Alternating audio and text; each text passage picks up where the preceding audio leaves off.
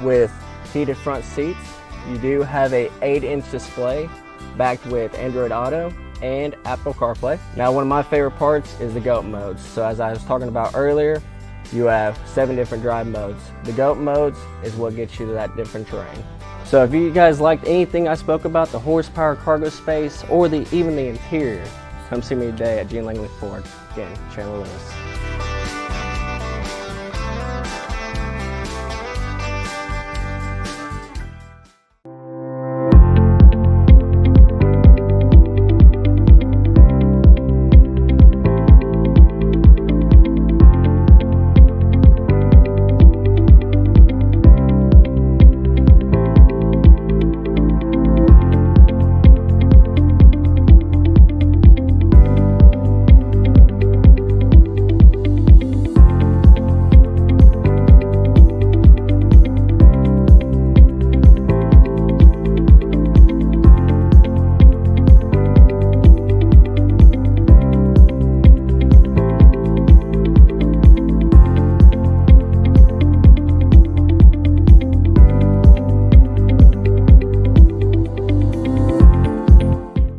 Every pest control company has access to the same products. The southeastern difference is the way we go to market. We don't believe that you should have to take out a bank loan to protect your home. You have more value to us as a lifelong customer, not as a one-and-done sale from a slick salesman. We can still be reached 24 hours a day, 7 days a week. Termite and pest control, fungus and moisture barriers, attic installation, or just about anything else. Our services are guaranteed. 731-660-1052.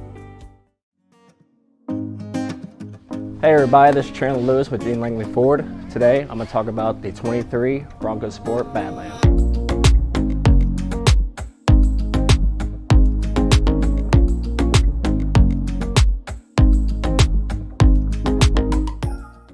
The heart of this beast is a 2.0 EcoBoost, producing 250 horsepower and 277 foot-pounds of torque. And it does power a 4x4 system, which means you can get over any terrain possible. To go over any obstacle you have a 17-inch gray aluminum wheel wrapped in a all-terrain Pirelli tire. Now to the back, you're looking at 65 cubic feet of space, which means you can fit 3 golden retrievers back here, groceries, or even if you're a college student, moving boxes. But no matter what, you can celebrate by opening a bottle. Now moving on to the interior, you have an ebony roast with heated front seats. You do have a 8-inch display backed with Android Auto and Apple CarPlay. Now, one of my favorite parts is the GOAT modes. So as I was talking about earlier, you have 7 different drive modes. The GOAT modes is what gets you to that different terrain. So if you guys liked anything I spoke about, the horsepower, cargo space, or even the interior, come see me today at Gene Langley Ford. Again, Chandler Lewis.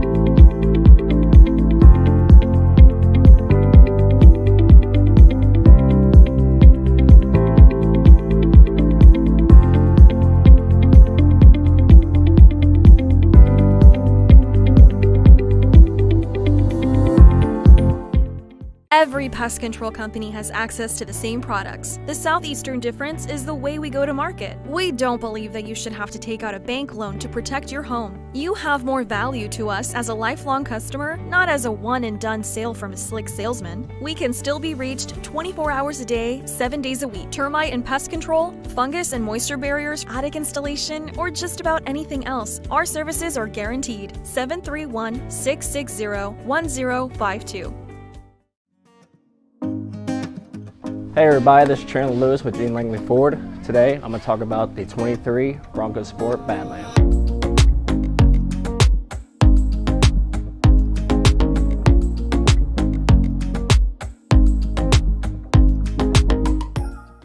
The heart of this beast is a 2.0 EcoBoost, producing 250 horsepower and 277 foot-pounds of torque.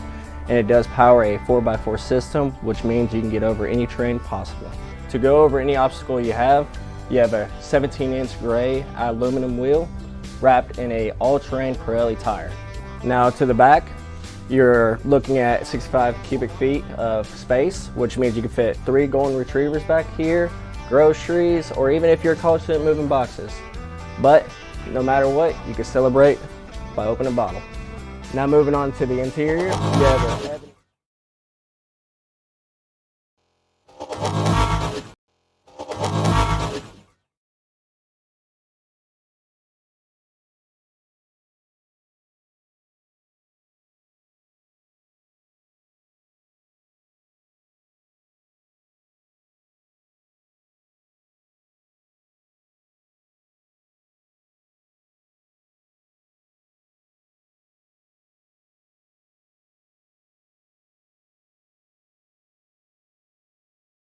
News.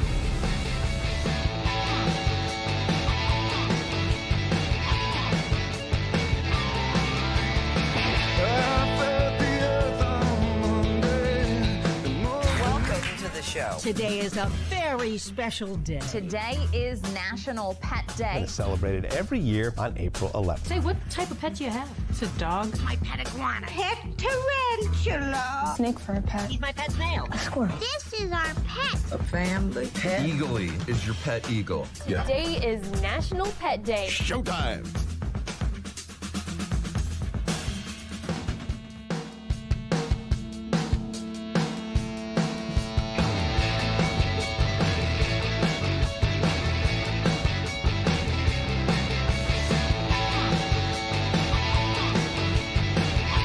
We'll do it live. We'll do it live. Do it live. I'll write it and we'll do it live.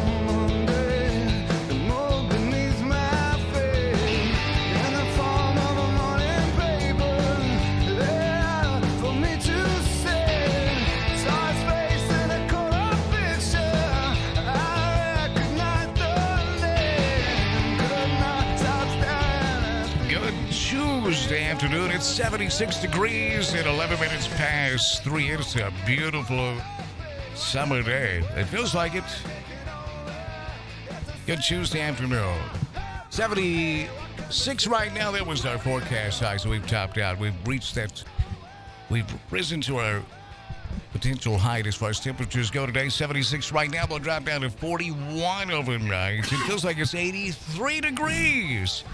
Good afternoon. My name's Dan Reeves, along with Dr. Mark Fowler. Hello, Doc. How are you, sir? Hello, Dan. I'm fine. How are you? Doing fantastic. Great to see you, Doc. Larry Newman is here. Hello, Newman. Hello, Reeves. Great to see you, big guy. Good to see you. Well, this weather's nice, Larry. But that's a heck of a drop, isn't it? From 76 right now down to, I'm showing now the updated 41 degrees overnight. But it's going to be clear skies.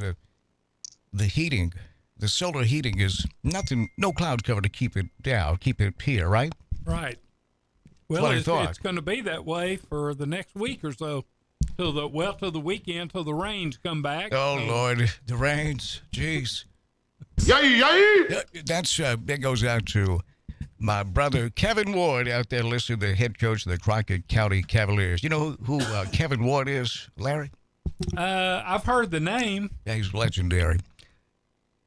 Sure is. Have you heard of him? Do you follow high school football, Doc? No, I really don't. Kevin Ward, yeah. Grew up with him over him. Hit a home run off him in Little League. They still talk about over there. It's short hop the old man's house. It was an old man that, I won't go deep into the story, but this old man had lived behind a left center field power alley across the gully, and Larry, that was right in my ballywick. So it wasn't really unusual if I short hopped one off the old man's house.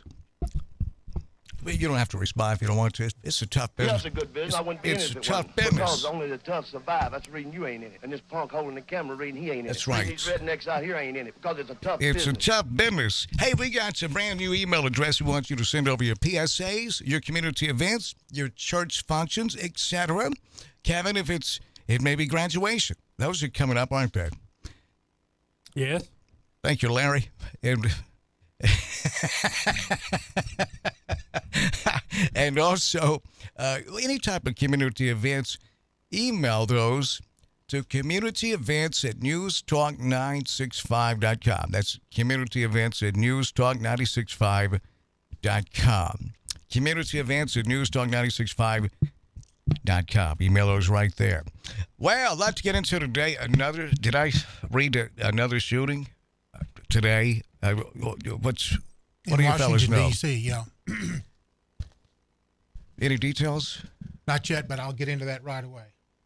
All right. Larry, what do you know? They got back the autopsy on the cause of death to Coolio.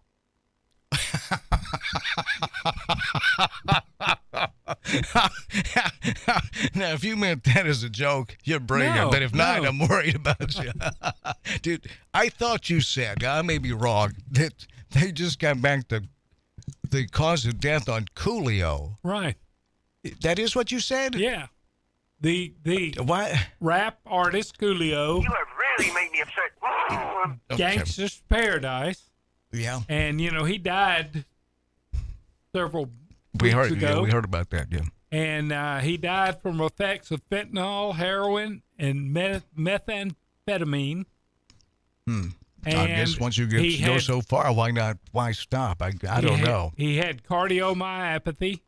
What is that? It's a disease that makes it more difficult for the heart to pump blood to the body. You familiar with that, Doc? Yes, I am. Yeah. And that was a Is he significant right? condition. Yeah. Okay. Methamphetamine is notorious for causing cardiomyopathy. Oh, okay. Methamphetamine is. Right. Did you say he had meth in his toxicology report as well, Larry? Yeah. So meth, heroin, and fentanyl. I guess one of those could do you in, but Doc, that combination is what we call bad in the medical. That would be termed bad. Yeah. In this case, lethal. Well. And they said that he had severe asthma and cigarette smoking played a role in his death also. So he just plays in Russian roulette with a full gun. Yeah, I'd say the cigarette smoking was would be the least of my concern if that night with that mixture of, I mean, would you think anyone would say, look, I know I've hit some meth, I've hit heroin. What else did you say? Fentanyl. But you know what?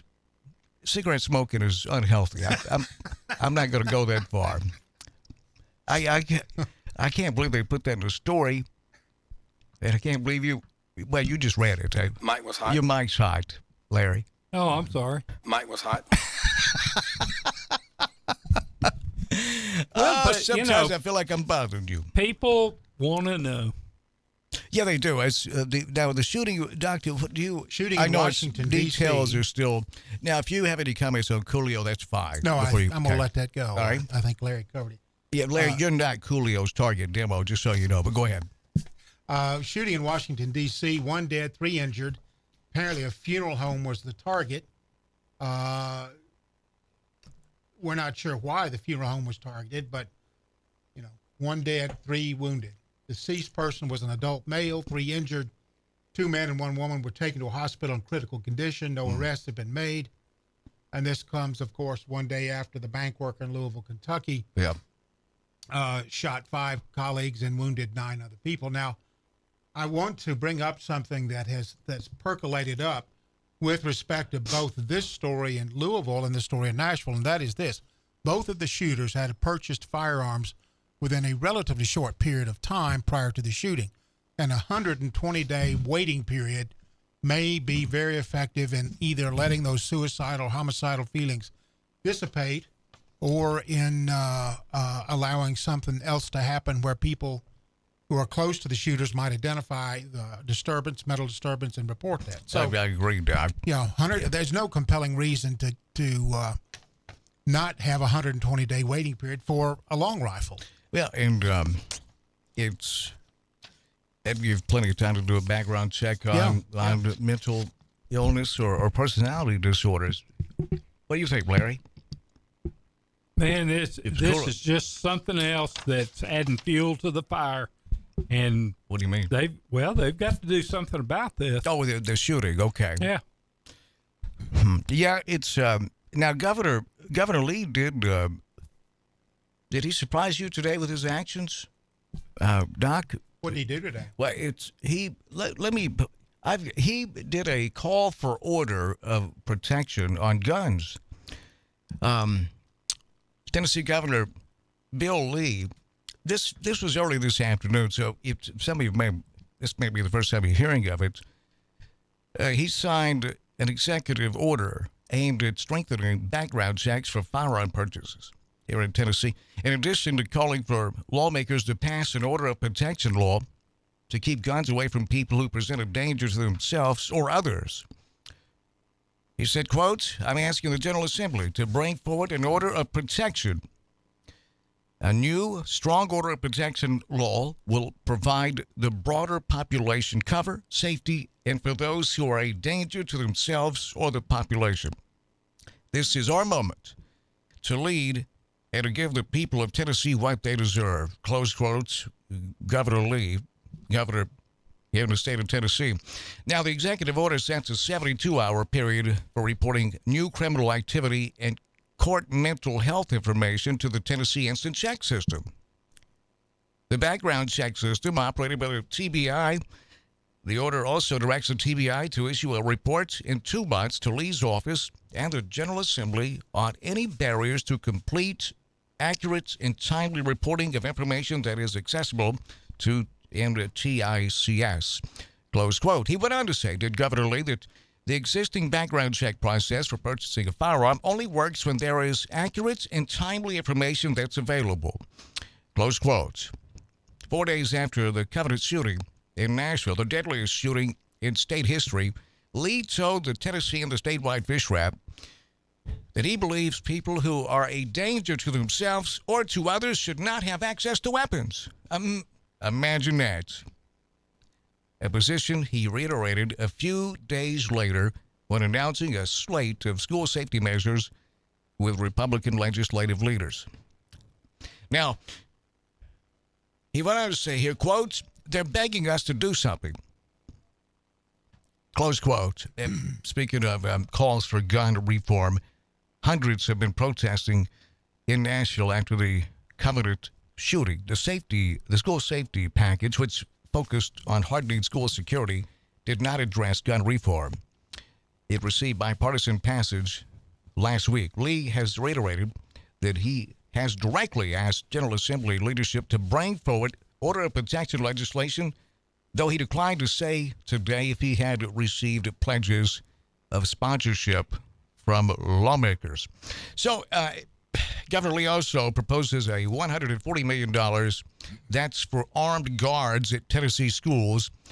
No gun reform outlined in that one. So far, so good. What do you say? Okay. Well, it's a little sketchy based on, of course, like you, I'm reading a newspaper report.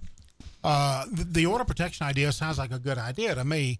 Mom and dad have concerns about their child who is acting weird, been using drugs, having emotional difficulties, and they call the police and they say, "We're concerned. Our son owns a lot of guns. We need an order of protection." Order of protection is issued. They come and confiscate all the guns, and then the aggrieved gun owner would be in a position to petition the court, say, "Hey, yes, it is true. I was upset. I'm all right now. Give me 30 days to get some counseling, and I'll get my guns back there." I think would be ideal. So many of these people are in an acute crisis that a little bit of cooling off period of time would be helpful. Now, I'm not sure about the details of the 72-hour period for reporting new criminal activity. That is something that ought to happen automatically every time there's a conviction. The clerks of the court send that information to the TBI. Think so, yeah. You know. So I'm not sure what that's about. And then court mental health information would be someone who has been committed for incompetence or mental issues. That is, by the way, relatively rare. I've been on that side of it, and people often come to the emergency room and claim to be suicidal, and they're not necessarily committed. You have to be really, really, really sick. Most people who come to the emergency room with chief complaints of suicidality need a little help, a little coaching, a little counseling for a day or so, and then they are enrolled in outpatient treatment and they do well. But if you're committed, that's also a court procedure. In other words, in Tennessee, if somebody comes to the hospital and I'm the emergency room doctor, I can hold them for 72 hours, but that's not a judicial proceeding. And then thereafter, psychiatry comes and evaluates them, and they can commit them for a longer period of time, but that's relatively rare. So that additional reporting time presumably would be triggered by an inquiry or somebody who wants to buy a gun. Would be helpful, probably not helpful at all in either the Louisville or the Nashville shooting case, because as far as we know, neither one of those had court adjudicated findings of mental illness. But it's a start. It's a start. So you don't think it goes far enough. They would only have access. That's what I understood too. And you understand it, that it would have to be documented in courts or with the judicial system. Right. It wouldn't go so far as to check it with the psychiatrist or checking medical. Yeah. So I wonder why you don't just go, because logically speaking, that would make sense to be able to do a background check to make sure because you're right, this would have done nothing as far as we know for the I sort of say the most current shootings, but the one in D.C. What if we had one? 2 days this week we had two shootings, but logically speaking, this doesn't go near far enough. Well, it's a start. And, I've been thinking about your background check information. If certain parties were not so keen on defunding the police. But we've already that's been determined. That's called labeling, and that is what's commonly referred to as creating a paper dragon and then slaying it in front of the people. Well, what I was going to say, that was never a nationwide movement. It was never attributed to and attached to a political movement. That was somebody with a bullhorn. Well, all of that aside, but it's not aside. I mean, that's what I'm trying to say is if you had policemen, but you understand that though, right? If you had policemen who could go to a prospective gun purchaser and say, "Want to talk with you? Want to ask you a few questions about how you're doing," and then if he gets a weird feeling, he can go back and initiate a mechanism for saying this person does not need a gun just yet. We need to. Oh no, it wouldn't be up to the gun shop owner. It would be. No, it would be up to the police department. Well, yeah, I think it ought to be up to I think we ought to check mental health records. I just don't see how that's intrusive. The intrusion is bullets entering innocent bodies to me. And I know, hey, look, you're not a pro-death, but I know you. No, I'm not. I don't mean, of course, don't mean it that way. You're not in the tobacco business. No, but we've talked about this. It's just a sticky problem. It really is. Well, that's what they've used to say. He used to work at Elmer's Glue, and that's what they told him a lot. Larry, what's your thoughts? Do you have any thoughts? They have to start somewhere. Well, why not just do it? I mean, why would this be something you'd have to progressively do, like the frog in the boiling water thing? I mean, because we just determined that this wouldn't have helped at all with the Louisville shooting or the Nashville shooting. The wait period might have helped in both cases because it might have allowed them to cool off and or initiate, that's an fair enough. Yeah. There's people with that, but people that have personality disorders or mentally disturbed, they don't really cool off like normal people. They don't think like normal people. Their brains are rewired, right? Yeah. So cooling off they don't know what that means. But if there were already armed officers there when she broke in, they'd have killed her for anything he mattered. Well, that's a totally different story. There were armed officers, security guard there. Crazy people with guns. I don't know why this is even a conversation that people are coming at it from different angles. Help me out here. Well, there's no evidence that the Louisville shooter was crazy at all until he snapped acutely. Well, there are cases like that, but but that doesn't take away from the common sense in a civilized society. So, hey, let's make sure that somebody that's crazy don't have a gun. That's a fair You enough with me? statement. Yeah. But we all know that that in a free and open society like we used to have, you can't guarantee safety 24/7. We know that, but that doesn't mean, well, you might want to wear full body armor if you're going to go down to the coffee shop. Who wants to live like that? Right. And I won't put up with it, and I won't put up with these legislators. And Larry, with all due respect, this isn't a frog in a boiling water sort of thing. You don't have to ease me into not selling guns to crazy people. I'm good with that. That makes sense to me. So what could it be? That would have to make sense to anyone who wasn't crazy, wouldn't it? Yeah. You don't want to lose the money that's being backed up in a Brinks truck. It's the only thing it says to me. What about you? What does that say to you? We just got to go step. We can't just all at once push this on people to stop selling guns to people that suffer from mental illness. That would be awful. Well, who would say that? The data we don't know is how many times gun purchases are interrupted because the gun clerk himself looks at somebody and says, "This guy does not need a gun." We don't know how often that happens. Well, why'd you say if you don't know? Well, because that is an important piece of data. It's that not we don't working. have. Well, we don't know if it's working or not. Well, but judging by the amount of mass shootings, it ain't working. And plus, we've determined we don't want to. I don't want my third grade math teacher teaching his version of religion to my kid, and I don't want somebody that works behind a counter at Walmart or the gun shop doing a analysis on how my mental health is or anyone else's. Because, I mean, the guy could be having a bad day. Larry could walk in there and he don't like the way he looks, or he's jealous of him and says, "This guy is crazy." Or, if he tells Larry just a minute and Larry pulls out his iPad and starts playing solitaire, he may say, I don't know if he needs a gun. But anyway, well, we're off to a good start. We're off to a start. He's going to put armed school resources officers in schools. I love you, man. That's a start. And he's going to have make sure that there's an up-to-date check on criminal activity and court mental health activity. That's a start. That's the weakest leg. And then I think, frankly, I wish some of our representatives would institute a 120-day delay before you can buy a long gun. You go in and apply on April 1st, and then you pick it up August 1st. What about guns in period? Guns in general, just well, handguns. Here's the dilemma. A woman has been abused by her husband. He's threatened to kill her. She goes and get an order of protection. And while she's sitting in the lawyer's office, the lawyer tells her, this is a piece of paper, and it's not bulletproof. And the only way that you can assure your own safety is to get a handgun.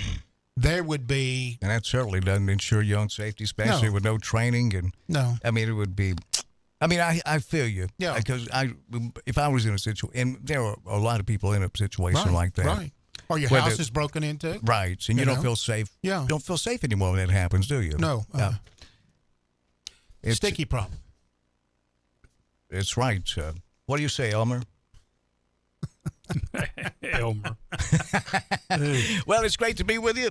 The CWA phone line. CWA specializes in commercial restoration and renovation, commercial and residential. For example, many of you need a new roof, right? Because Hurricane Katrina, they came to, geez, we really had some high winds early this month, haven't we, fellas? Yes, we have. Yes, we have. Larry lost one of his wigs. I lost one of mine. Well, I just bought it. It was blonde. It was.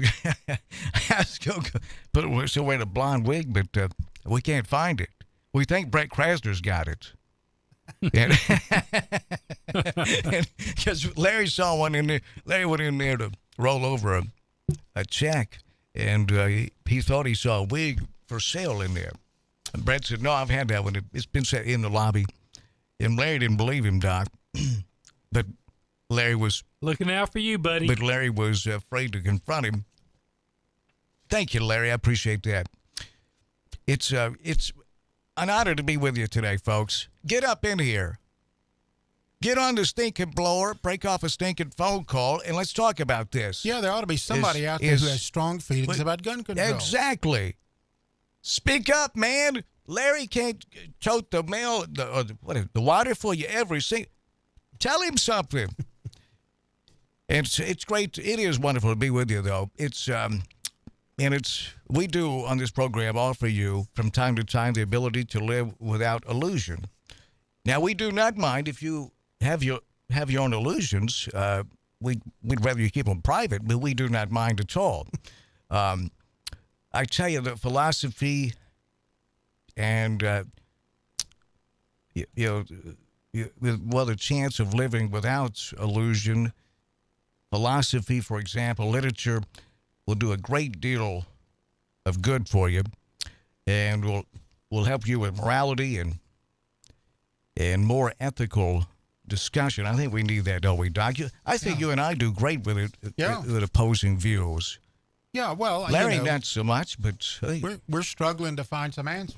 We are. Richard the Narrator Barber. Have you met Richard Barber, Doc? I don't think I have, but I looked him up, and he's executive director of Aspen Recovery Center. He's Richard the Narrator Barber. He works here. We started in radio together. He was my advisor, and I think the conversation went, man, we ought to do a radio show. And I think his answer was, I'll do one with you, know. And with that, we were off and running. Isn't that right? Richard, the Narrator Barber's in the house. He's our award-winning sideline reporter as well, and the only two-time winner of Jackson's Man of the Year. Two-time? I was very fortunate one. What's up, dog? What y'all doing? Hey, Narrator. We're all right. We're trying to figure it all out. You see where Jerry Gay won Man of the Year? Yeah, I was there. Were you there? Give him a big hug, yeah. I called him, man. I love Jerry. He's a great guy. I told him I wasn't mad at him. I've been mad at him for a long time. What you mad at Jerry about? He closed Barley's.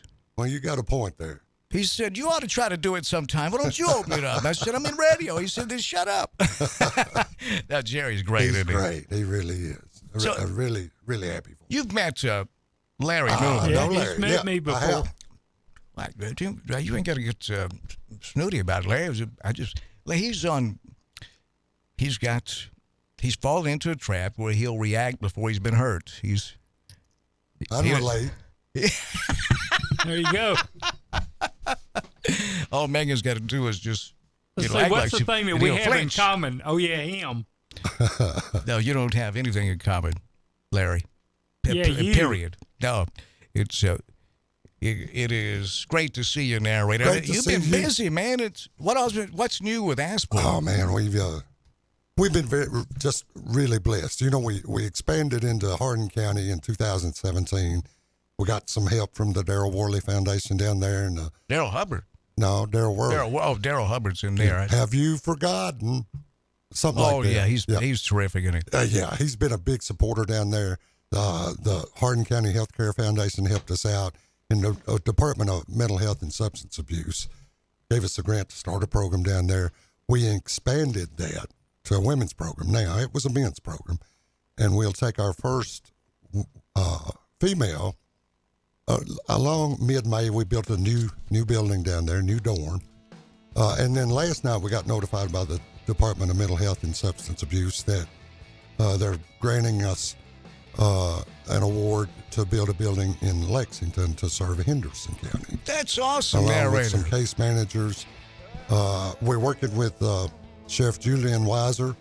We'll have a licensed counselor in the jail, and then a case manager who will pick them up as they're being discharged to follow them for 90 days. We'll put a treatment plan, aftercare and plan for them in place as they're discharged to help them get driver's license back, make sure they make all their court appearances, probation, get GEDs if they don't have it. Man, dude, that is... We just really been blessed with and that's why it gives somebody, watching Top Flight, that's why, man, he really feels like, now I'm a substantial, healthy member of society. Oh, yeah. It And changes everything. And he is. Yeah. Absolutely. Grew up abandoned, went to prison twice. He's been sober over 18 years now. Didn't think he was, I don't deserve anything good. And, but look at him now. Oh, yeah. I mean, if you're willing to put in the work, You can get there, can't you? You can do it. We've seen it happen before. You can do it. We'll be right back with Richard, the narrator. Barbara's going to join us. So good to see you, narrator. You too. I miss you, bro. I miss you too. You've been too busy. We both I remember have, when man. we used to go out to eat, ride motorcycles, drink coffee, do all kind of stuff. And then, chase women for a little while. You did. I was just a wingman. Yeah, Larry, you tell me if you don't look like Sean Connery with a country accent. Mike was hot. Your mic shot, big guy. Yeah, he does. Mike was hot. Well said, sir. Well spoken. That was a ringing endorsement. It was. It's run them like ponies, Larry. That's what we used to say. We're just going to walk through the club, narrator. That's all. We just, he said, I know y'all will be there at 4 in the morning. Let me get you a place to sit. So that's allowed. They close at 3. When we come back, we'll take some phone calls people are holding. CWA phone lines, CWA Development. You know Charles Adams, don't you? Yeah. Yeah, well, what a great American. CWA's combined experience of over 80 years helping provide high-quality, personalized service to their customers. And what they do is specialize in commercial and residential plumbing, fire and water damage restoration, drywall and insulation and repair. And the skilled services include gutter, roof, and window cleaning, power washing, fence and deck repairs, light fixture installation, lawnmower repairs, irrigation repairs, and they specialize also in wood repairs, window and door, frames, baseboard, trim. They do it all. I mean, essentially everything that holds your business, your office together, and your home. They restore and renovate. They're open Monday through Saturday from 7, well, wait a minute, I'm about to extend their hours, 8 a.m. to 9 p.m. And on Sundays for emergency, you can call them at this number, 731-503-9598, 731-503-9598, CWA Developments. The phone number to get in here on the program is 731-265-6496. You can text us on the Advanced Rehab and Medical text line, AdvancedRehabJackson.com. Dr. Shannon Bone ranked in the top 10 for chiropractors on planet Earth. AdvancedRehabJackson.com. The text line, text the program at 731-800-8398, 731-800-8398 to shoot us over a text. We'll read it right over the air for you, and we are in search of the Budweiser King of Calls. But wait, there's more. This is the Gene Langley Ford Studio in Jackson, Tennessee. Gene Langley Ford is at 3500 East End Drive in Humboldt. You can shop online 24/7 at GeneLangleyFord.com, and now they're offering concierge service for any service work done within a 15-mile radius. Gene Langley's been coming to people's houses picking up their cars. Is he bringing them back? Yeah, he is bringing them back, but it gave me an idea, and I've talked to Larry about it. Larry from a gonna distance. go get some cars. Larry from a distance, if he put on a Gene Langley, windbreaker, and combed his hair a little bit, he could pass Put a for ball Gene. cap on. A ball cap. Yeah. Yeah, and did it at night. They might think he's Gene picking up the car for In the car business. service. And we got 40 to 50,000 pass by here every day. We just started car lot out here, and that's the cheapest floor plan I can think of, Larry. That's a pretty cheap. He ain't a team player. I can't let anybody else do it. We can't afford it. If he were to get arrested, we couldn't let Doc do it because we'd miss. But that didn't come Go out out right, of Larry. business That didn't if I got arrested. We can provide some case management for you, though, Larry. Oh man, it'd help your street cred if you did sweat in for a little bit. But Gene Langley 40 with those service, the concierge service, they will come to your house, pick your vehicle up, your house or your office, change the oil, and deliver it right back to you. And they don't mind doing that at all. GeneLangleyFord.com. You can set your service visits right there. But wait, there's more. Roger, you going to with us Thursday? Is it Roger Clemens? Oh, I don't know. Thursday. I'll have to check. When a dude tells you that, they ain't going. Just tell you. And we got our launch party coming up on April the 21st. Hope you can be here for that, narrator. I'll be there for that. Yeah, it's we got Alabama, 3-time Alabama Band of the Year going to be here. Trumaine will be here. And also, we've got different restaurants that have committed to being here for the events. Marco's Pizza, Blacksmith Restaurant, Besso's, Chicken Salad Chick, 731 Cookies, and The Wall. And if you'd like for your restaurant to have some space here so you can hand out samples and help us feed the people, because it's our grand opening and our launch party And everybody's invited Friday, April the 21st from 5 to 7. We're at 2152 North Highland Avenue in Jackson. And we want to see you here. Food and drinks and entertainment and prizes. And if you come by, you own a business and you just drop your business card off, you can register your business. We have a registration booth for free advertising. Not from us, but I mean, Larry said he's thinking about starting What's you gonna start? a daily newspaper. But he ain't sure. But if he does, we're going to free advertising. Just in case. No, it's free advertising with us.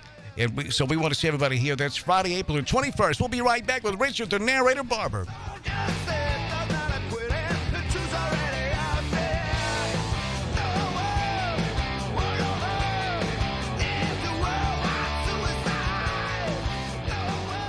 It's always severe weather season in West Tennessee. When severe weather strikes, we are here for you. 96.5 FM, News Talk, WTN.com. Did you hear you can now earn your degree or certificate online at Jackson State Community College with degrees and certificates in criminal justice, business, healthcare, tech, and more? There's never been a better time to pursue your education online from the comfort of your own home. Jackson State also offers remote and hybrid options to cater to your busy schedule. Learn more about their online programs at jscc.edu/online. Let's face it, people want to feel loved, appreciated, and pampered. Beauty to the Bone has a mission and a purpose to help you look and feel beautiful inside and out. From facials to Botox, fillers, lasers, IV therapy, functional medicine, and all in between, we've got you covered.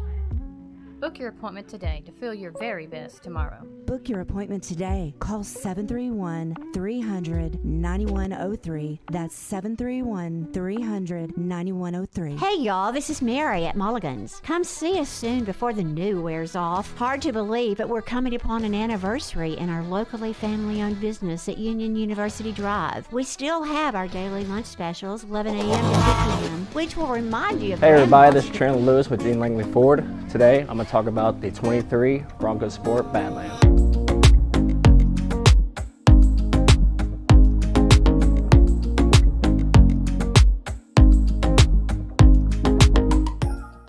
The heart of this beast is a 2.0 EcoBoost, producing 250 horsepower and 277 foot-pounds of torque.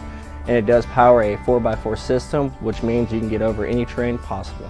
To go over any obstacle you have a 17-inch gray aluminum wheel wrapped in a all-terrain Pirelli tire.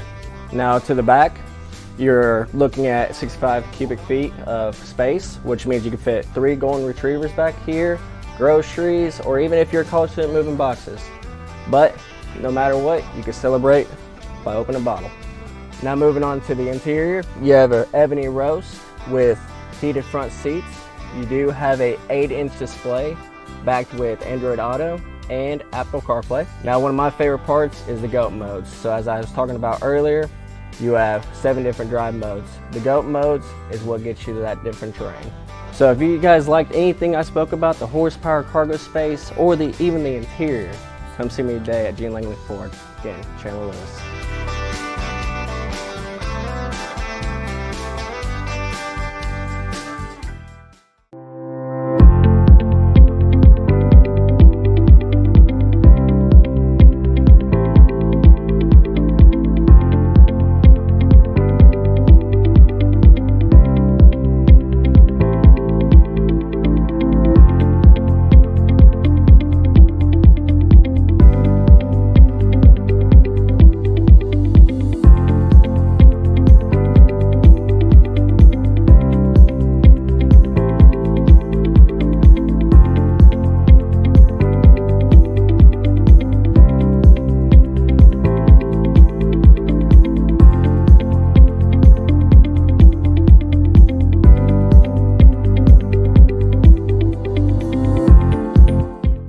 Every passenger.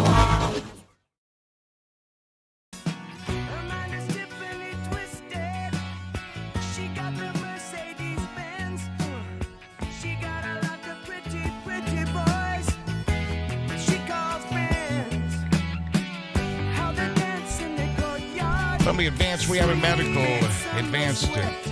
Well, there it is. Let's pop that down just a tad bit. But narrator, you remember when, Doc, when we went into another radio station, we didn't spend a lot of time in broadcast school, so the board was about like this, but nothing in broadcast. Narrator said, I'd been inside a radio station at this point like one time, and narrator said, "You sure you can run this board, though?" I said, "Shh." Bowers said, "You was right here. This be on there, that right here. And you'll have a great show." And I said, "Geez." Narrator said, it's funny now. Steve's been the chair of the Asthma Recovery Center board for how long? He's finishing his second term. And each term is 2 years. 2 years. Okay, but that's awesome, man. The way that develops. It is. And he's done a great job too. He really gives a lot. Yeah. He has done fantastic. Wonderful human being. He is. My name's Dan Reeves, along with Dr. Mark Fowler and Larry Newman. Hello, Newman. Hello, Reeves. Say, Larry needs some motivational speaking. It wouldn't hurt him. Not him speaking, but listening, right? Well, I was waiting on his motivational talk. Well, it's you can book him at, what is it, Larry? 1-900 BITE-ME, I think is his number to reach him. So what do you make of? I don't know how much, but I assume that crimes with guns, firearms, drugs, and alcohol all kind of meet at kind of a junction. Would that be a lot of times? I mean, if you're drug involved, you're going to have criminal justice involvement at some point, more than likely. Yeah. And then with criminal justice involvement, so many times guns are involved. And I was listening to y'all driving over. I don't know what the answer is. I don't know. But I know we got to have a dialogue around it. Right. The problem now, whether you're a liberal or conservative, each side's digging their heels in. And won't even, when somebody says we need to have a dialogue, nothing happens. Right. We can't do that. Well, why not? I'm a gun owner. I grew up with guns. Veteran. My dad lived at Big Sandy, was a commercial fisherman and hunted. I've had 40 guns when he died. I've got Army veteran? Yeah, I've got 7 or 8 guns. Police officer? I had a permit to carry for years. And I believe in the Second Amendment. I also believe you have a right to life. So we need a conversation, no matter what that looks like, about how we can make people safer. Dude, we've been talking over. It seems to me be very easy to do a background check to make sure, like if Larry showed up to buy a gun, to see if he was suffering from a mental illness. Because it seems as though there's much more mental illness. It seems like it these days. In years past, there was insane asylums, but in 1980s, Reagan administration closed the doors and said, "Hey guys, good luck. Here's an empty pizza box you can use for a briefcase."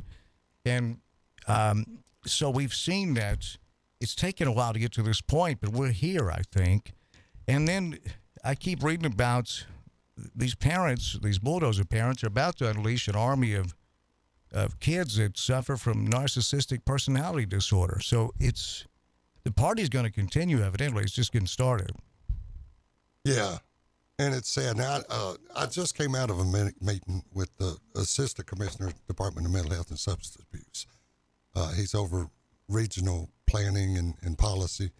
And it's my understanding that just today the governor signed an executive order that if you're involuntary committed, the hospital or the regional mental health center has to report that. So I think it's opened some eyes about we've got to do something, especially when it hits home. He lost a friend in that shooting.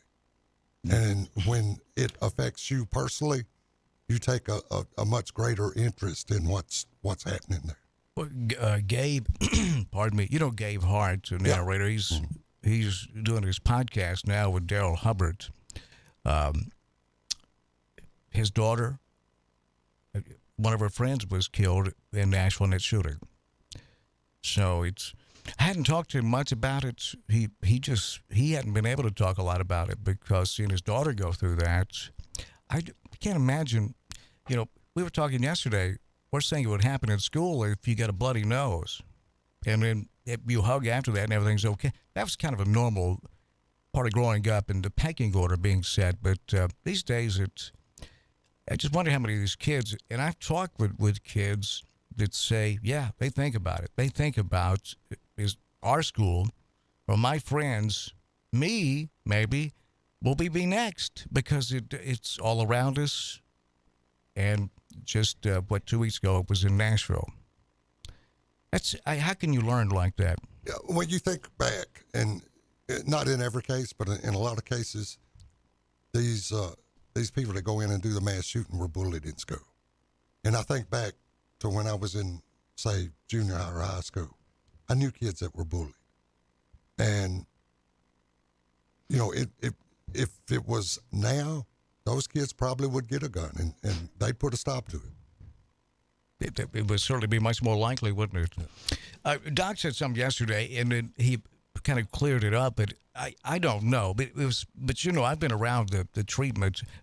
He's Dr. Mark Feller's a medical doctor. He also has a law degree. Daryl Hubbard's, Michigan sucks. Just want to let you know. Yeah, stick around if you can. Well, if you got time. If not, I'll call you. We'll get you back in here some other time. Okay, yeah, we'll get you at 4 o'clock. We'll bring you. It's 3:56 there. Relax. Yeah, but Doc is also an attorney at law, so be careful, narrator. He's. You said yesterday, Doc, that you think that addiction is a choice. I disagreed, and I'm certainly not a licensed counselor. The narrator calls me an honorary alcoholic because I've been to so many AA meetings. A lot of meetings. And I used to go, Doc, it's like, man, I hope nobody thinks I'm an alcoholic. Now when I go, I'm like, I hope they do. Well, I don't hope they do, but well, I you got don't a lot care. of friends in recovery. Yeah. Probably 2 of your best friends are in recovery. Absolutely, so yeah. Been to milestone celebrations and all of that. Oh yeah, it's a wonderful thing to see it all take place. And but what do you say, Doc? If you want to clean up what you said, but we were talking yesterday.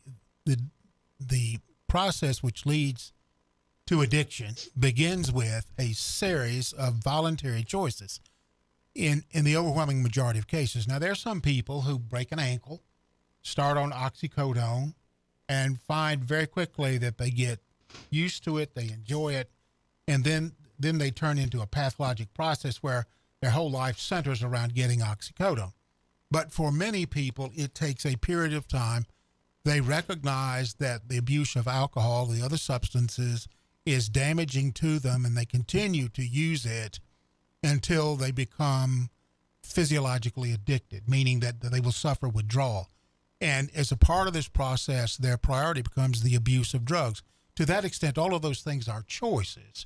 And then getting them cleared from that pathological process involves them embracing different choices. Would that be a fair assessment?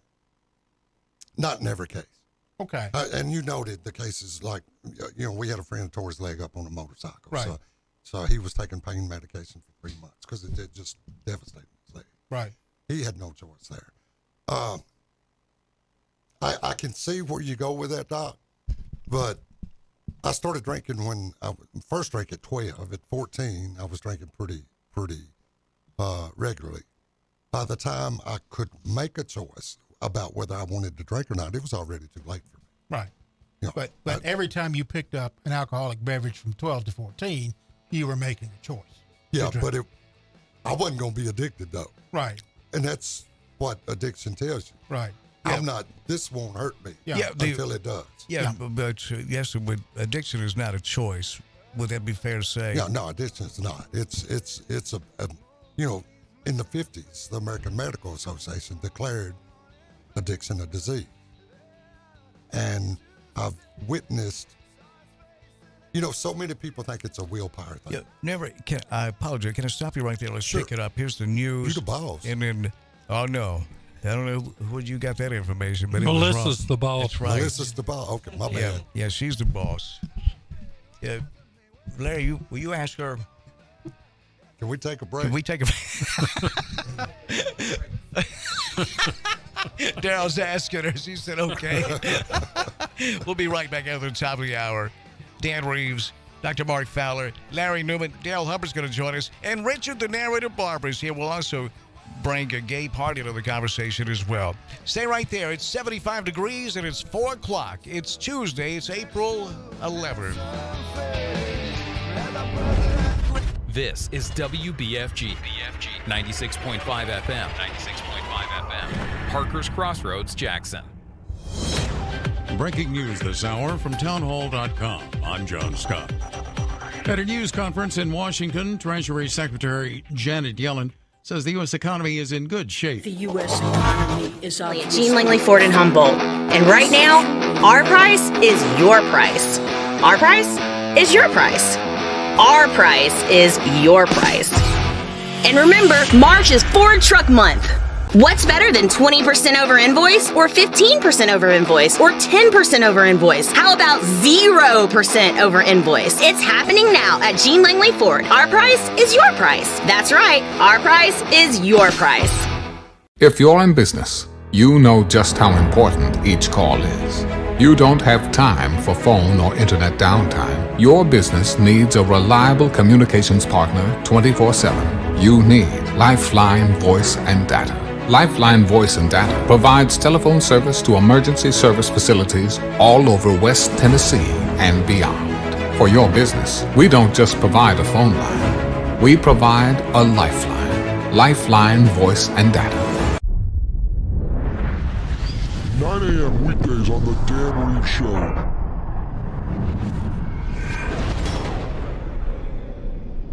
The Range presents Rapid Fire. Answer the question. One sentence only. Brought to you by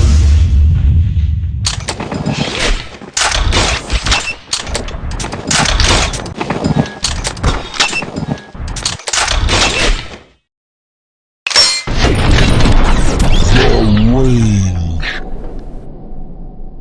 Go to therange.com. Hi, this is Sarah Beth Langley at Jean Langley Ford. When it's time to buy a new vehicle, it's Hey everybody, this is Chandler Lewis with Jean Langley Ford. Today I'm going to talk about the 23 Bronco Sport Badland.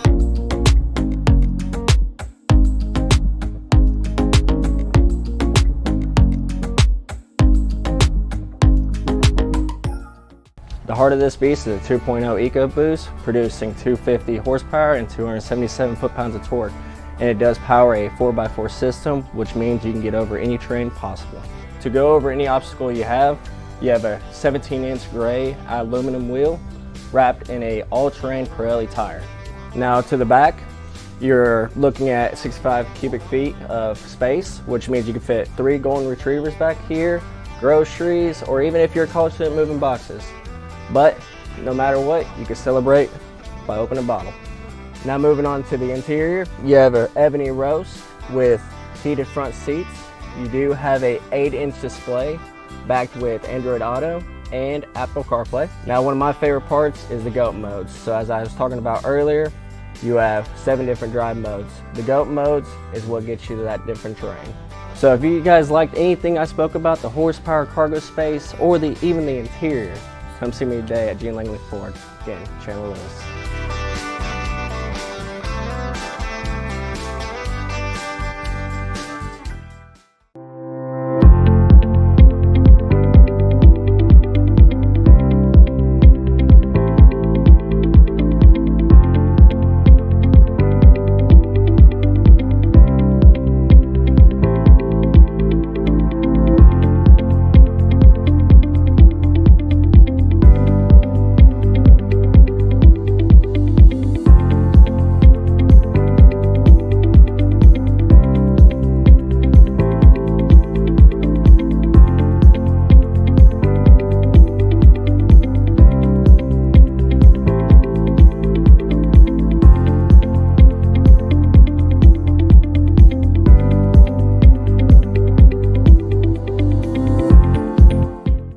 Every pest control company has access to the same products. The southeastern difference is the way we go to market. We don't believe that you should have to take out a bank loan to protect your home. You have more value to us as a lifelong customer, not as a one-and-done sale from a slick salesman. We can still be reached 24 hours a day, 7 days a week. Termite and pest control, fungus and moisture barriers, attic installation, or just about anything else. Our services are guaranteed. 731-660-1052.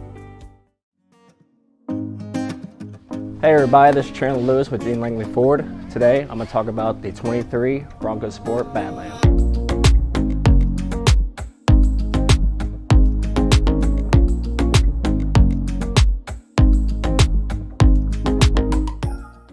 The heart of this beast is a 2.0 EcoBoost, producing 250 horsepower and 277 foot-pounds of torque. And it does power a 4x4 system, which means you can get over any terrain possible. To go over any obstacle you have a 17-inch gray aluminum wheel wrapped in a all-terrain Pirelli tire.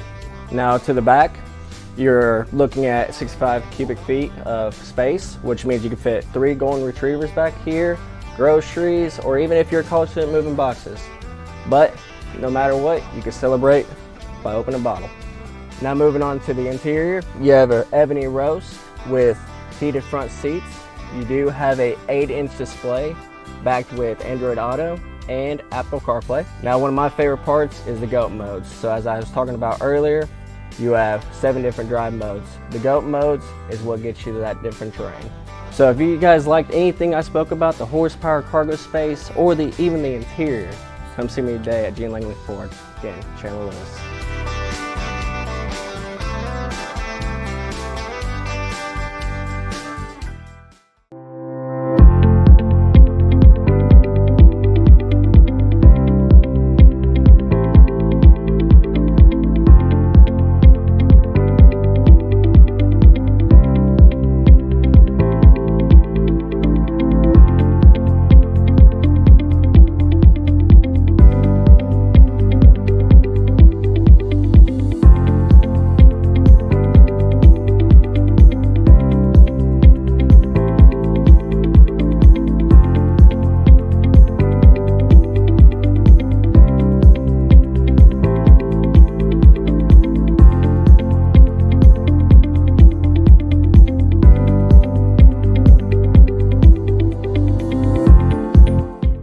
Every pest control company has access to the same products. The southeastern difference is the way we go to market. We don't believe that you should have to take out a bank loan to protect your home. You have more value to us as a lifelong customer, not as a one-and-done sale from a slick salesman. We can still be reached 24 hours a day, 7 days a week. Termite and pest control, fungus and moisture barriers, attic installation, or just about anything else. Our services are guaranteed. 731-660-1052.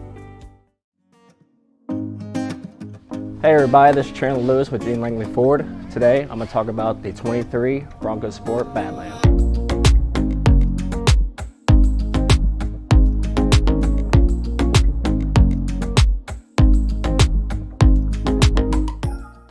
The heart of this beast is a 2.0 EcoBoost, producing 250 horsepower and 277 foot-pounds of torque. And it does power a 4x4 system, which means you can get over any terrain possible. To go over any obstacle you have, decision of my life. I feel great. I'm losing weight. I have more energy. I'm getting stronger in the gym, and I can focus so much better now. I also sleep better. I'm always in a good mood, and I believe it's all because of the BioTE treatment. To schedule an appointment to find out if BioTE is right for you, call 731-462-3596. That's 731-462-3596. News Talk 96.5 FM weather presented by Dustin Ring. Dustin buys houses fast for cash. Call Dustin now, 731-200-1362. Tuesday brings more sunshine with highs in the lower 70s. Southwest winds around 5. Clear skies overnight with lows in the mid-40s. Dustin Ring. Dustin buys houses fast for cash. Call Dustin now, 731-200-1362. DustinBuys.com.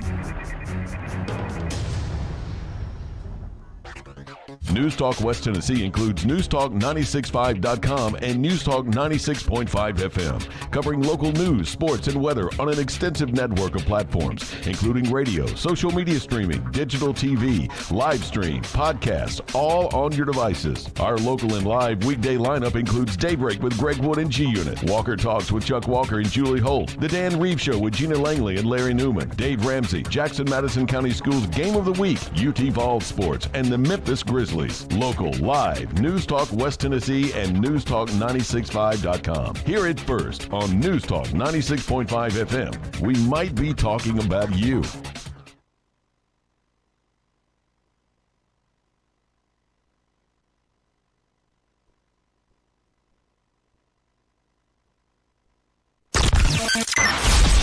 Get all the latest news, talk, weather, and sports. NewsTalkWTN.com and 96.5 FM.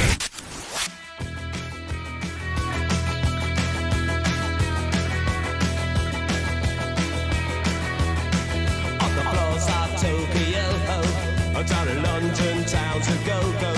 With the record selection and the mirror's reflection, I'm a dancing with myself. When there's no one else inside. In the crowd and lonely night. Well, I wait so long for my love vibration, and I'm dancing with myself. Dancing with myself. Dancing with myself. When there's nothing to lose and there's nothing to prove, but I'm dancing with myself. We'll do it live. We'll do it live. Do it live. I'll write it and we'll do it live. We do it live from 6 a.m. till 6 p.m. Monday through Friday here on News Talk 96.5 FM, with the exception of Dave Ramsey. Then 1, 2, 3, we're local and live. And we go local and live whenever there's threatening weather, and that happens quite often. We'll be here with you any time of the day or night. Weather presented by Dustin Ring. Dustin buys houses fast for cash. Call Dustin. It's 731-200-1362. Dustin got banked. Boy. Dustin got banked. He buys houses fast for his ass. He buys houses, trailers, land. So if you need to sell fast, Dustin buys houses fast for cash. DustinBuys.com. Gene Langley Ford Studio, that's where we are. And Gene Langley Ford, now they've got their new concierge service. And I had to reach for a dictionary on there. Concierge. I can't hardly even say it. No, I can't spell it. It's still funny. I said, could y'all phonetically spell that? But what they'll do is the service department will come pick your vehicle up. Gene is gone. Gene Langley is pulled up in people's driveway. They're like, Lord have mercy, that's Gene Langley. And I'm coming to get your vehicle for oil change, or whatever the service would be. They'll take it in, do the service, and then deliver it right back to you at your home or your office. And that's a complimentary concierge service from Gene Langley Ford within a 15-mile radius. If you live in Michigan, that ain't happening. But it's 15-mile radius. GeneLangleyFord.com, you can shop online 24/7. You can call us. The phone line is 731-265-6496. Thanks for being patient on the phone. We're going to get you a patient on the phone. Patience. Takes patience to be a doctor, doesn't it? That's right. It's 731-265-6496. That's presented by our friends over at CWA Development. They specialize in commercial and residential renovation and restoration. And the text line, we'll get to those texts that have come in. Advanced Rehab and Medical, AdvancedRehabJackson.com with Dr. Shannon Bone. And I'll tell you more about IoT a little bit later on in the program. But you can text the program. We'll read it right over the air. 731-800-8398. My name's Dan Reeves, along with Dr. Mark Fowler. And Richard, the narrator barber, Executive Director, Aspel Recovery Center. Dale Hubbard has stopped by. Dale's on the board for Aspel, and he's also a candidate for mayor, City of Jackson. Hey, Daryl, how you doing? I'm fine, man. As y'all speak about concierge, I remember growing up, we didn't have phones, so they would tell you to look up words. You know how long it took me to find elephant? I never thought about that. How long did it take you? How long did it take you? I'm still looking. Dude, I would not mention that while campaigning. Yeah. Well, he has a good business. I wouldn't be in it. He has a good business. I wouldn't be in it if it wasn't. Well, I mean, it is a good business, but it's now, Daryl, you've been out of shape or I should have asked, are you still been out of shape over the color of the garbage cans? On the debate, you were like green. Not the color. It's just the placement of them, where they're all, I mean, when the wind blows, some of them in the middle of the street. I'm just concerned about how can we kind of fix that a little bit. Well, it's, you think that's a direct reflection on Mayor Conger? No. I'm just talking about the placement of them and how. What would you, if you were mayor, what would you do with them? I would try to find a way to get somebody to put them back in the yard. You know, Daryl, I agree with Daryl. Because when I put my garbage can out, I put it about a mile from, You'll get right up on those mics. I put it about a yard from the curb. Yeah. Then when they come and empty it, and it'll be in the street. Barbaric. That is barbaric. I wonder how many garbage cans have been here. Because they leave them in the street. Yeah, that's a good point. It's at the Budweiser King of Call. We're looking for the Budweiser King of Call or text. If you're the winner, you have a nice prize pack coming your way courtesy of Central Distributors. We got some great Budweiser gear. I don't know what you do about that. You have the same problem in Union City, Doc? No, I can't say that we do. Well, how do y'all do it? We don't. It's the same thing. We roll them up to the road, and they pick them up, and then you roll them back in. But, Daryl's right. Occasionally they get out in the street and get knocked over too early. The dogs get into them. That's always fun. This first world problems, isn't it? It really is. Yeah. Yes. It's, they won't put my garbage can back. But it's... we should start a GoFundMe account for it. Give me an address, Richard. I'll come back. Man, whoever come up with that idea, because it don't work for me. I try to. I'm in the. I've lost money. Then they're gonna take about $3-4 out of it. Well, how it's does a business. They've got expenses. Them boys making some. So, do they take $3 out of every they 100? Just a ring. It's they got a bank, boy. Well, now let's play Big Bank, Take Little Bank. Can you name that tune? Now let's play Big Bank, Take Little Bank. Oh, That tune. Can you name that tune? Daryl? No, not a clue. What about you, Doc? No, I can't place that one. Who wrote Didn't think so. That would be written and performed by the legendary Ice Cube, but not to be. Oh, okay. Not to be confused with Ice-T. Always got Ice Cube. Yeah. If you have a community event, please email it to us. A PSA, a community event, a church function, a stew, whatever it is. Yeah, because I want to go. Because we want to go. So if you'll email Richard Barber, email community events at newstalk965.com. We'll get that on the air for you. Community events at newstalk965.com. You've been listening to Daybreak with Greg and the G Unit. Yeah, I catch it sometimes. Yeah, catch it on the way to work sometimes. Greg's doing some best work he's ever done. Great, cool as the ice. And those two together are hilarious. 6 to 8 a.m. Daryl, it's so. What do you think about the fentanyl problem? You're on the board for Aspen Recovery, yes, and you're a candidate for mayor.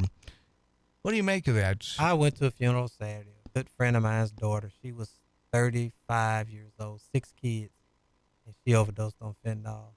It's just, it's bad. And that's not the first one I've been to lately. The last month or so, I've lost 3 people that I knew personally to fentanyl overdose. Stay on that mic, Yes, Daryl. If I know it's, you have to bend over just a little bit, but it's, that's terrible, Daryl.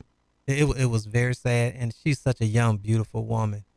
And I had seen her a couple of days prior to her overdosing, and I gave her a hug because she looked like she was going through something. But I never thought that would be the last time I saw her. Never. It's. I assume that it doesn't. One thing that concerns me is, they shouldn't be doing drugs. You hear that sometimes, not as much as you used to, but there are people I would assume that just were at a party, they don't do drugs, maybe never done drugs, and bam, they're dead. Well, yeah, because, these drugs are made in clandestine labs, in Mexico. It comes from China, goes into Mexico. They press the pills and send them in. And there's no quality assurance with the pill. None. So you might get one pill don't have any fentanyl in it, and you might get the next one that's all fentanyl. And it's the last, in 2021, the last statistics we have, 107,000 people died of overdose. To put that in perspective. In the U.S.? In the U.S. To put that in perspective, during the whole Vietnam War, 58,000 died. Right. And these pills that you're talking about look like Xanax or look like Lortab, hydrocodone. And they look like real pills, and you would have to be extraordinarily careful to notice the difference. Right. Oh, you may not even, Doc, you may not even know, I guess. Yeah, that's true. And one of the things that legislators did last year, and it was real controversial, they legalized fentanyl test strips where you could test the drug that you were about to take. It's part of harm reduction that, people are dying, 107,000 people. That's incredible. So they're trying to save lives. There's not enough treatment beds for people that have to have treatment. Less than about 10% of the people that sought treatment last year were able to access it. What? That's I had no idea. To not having resources or the beds are full. At Aspel right now, we got a 4-week waiting list to get in. Mm-hmm. And we've got 48 residential licensed treatment beds and total about 170 beds on 2 campuses. But we still got a 4-week wait. And these are for the people that want it. Yeah. We can't even count the people that don't want it, that need it. Right. Yeah. I think this young lady needed it, and I just don't think she had maybe tried treatment before, but she didn't want it. Yeah, but I don't guess you can force it on people, can you? No. We work with the criminal justice population, and it's odd, but the outcomes of people that are court-ordered to treatment and the people that maybe the church or the mental health center referred, they're pretty close on outcomes. A lot of, especially when you have a continuum of care, where say the judge says, okay, you're going to spend 6 months in treatment or you're going to spend a year in jail. Well, you go through residential, then you go through a transitional program, then you go into sober living. By then your life's gotten better. Yes. You got 6 months there. And you got a bank account, and you got a job, and you reconnect with your family. And those are kinds of things that help people stay sober. Life ain't so bad anymore. Right. And so, I don't care how you get there. Right. We're going to treat you. Mm-hmm. And we're going to do the best we can to help you. Right. And hopefully that outcome will be positive. Now, this criminal court, that's the drug court you're talking about? We work with drug courts, yeah. but we take court orders, right? Probation referrals. We work with most of the drug courts in West Tennessee. And drug courts are effective, too. Good. Yes, we have one. There's a lot, We have one at City Court. City's got a great drug court. To see some of those women get their children back and get their children back in their lives and become mothers again, it's worth it. That's a fantastic story. Worth it. Yeah, that's great. Well, it's good that there's some things that are working, and that's good, because it's a terrible problem. And it really is. 2,000 people in every state on average, if 100,000 people a year are dying, and it's just a terrible thing. And the Mexicans and Chinese are making money off that. Yes. And that's terrible. But there are Americans making money off this. That's what I found. That are in the government, according to, I don't know if you remember the interview I did with, he was either a ATF agent, alcohol, tobacco, and firearms. I know some people hear that and say, geez, that sounds like a weekend for me. Alcohol, tobacco, and firearms. That's a party. But his job was to detect, then arrest, and send to prison international bankers laundering drug money. And apparently Miami, Florida is ground zero for that. And every time he said I'd bust them, they would be on their way to prison. And then I'd get a call from a superior say, we reached a deal. The guy would keep his job and no one would go to jail.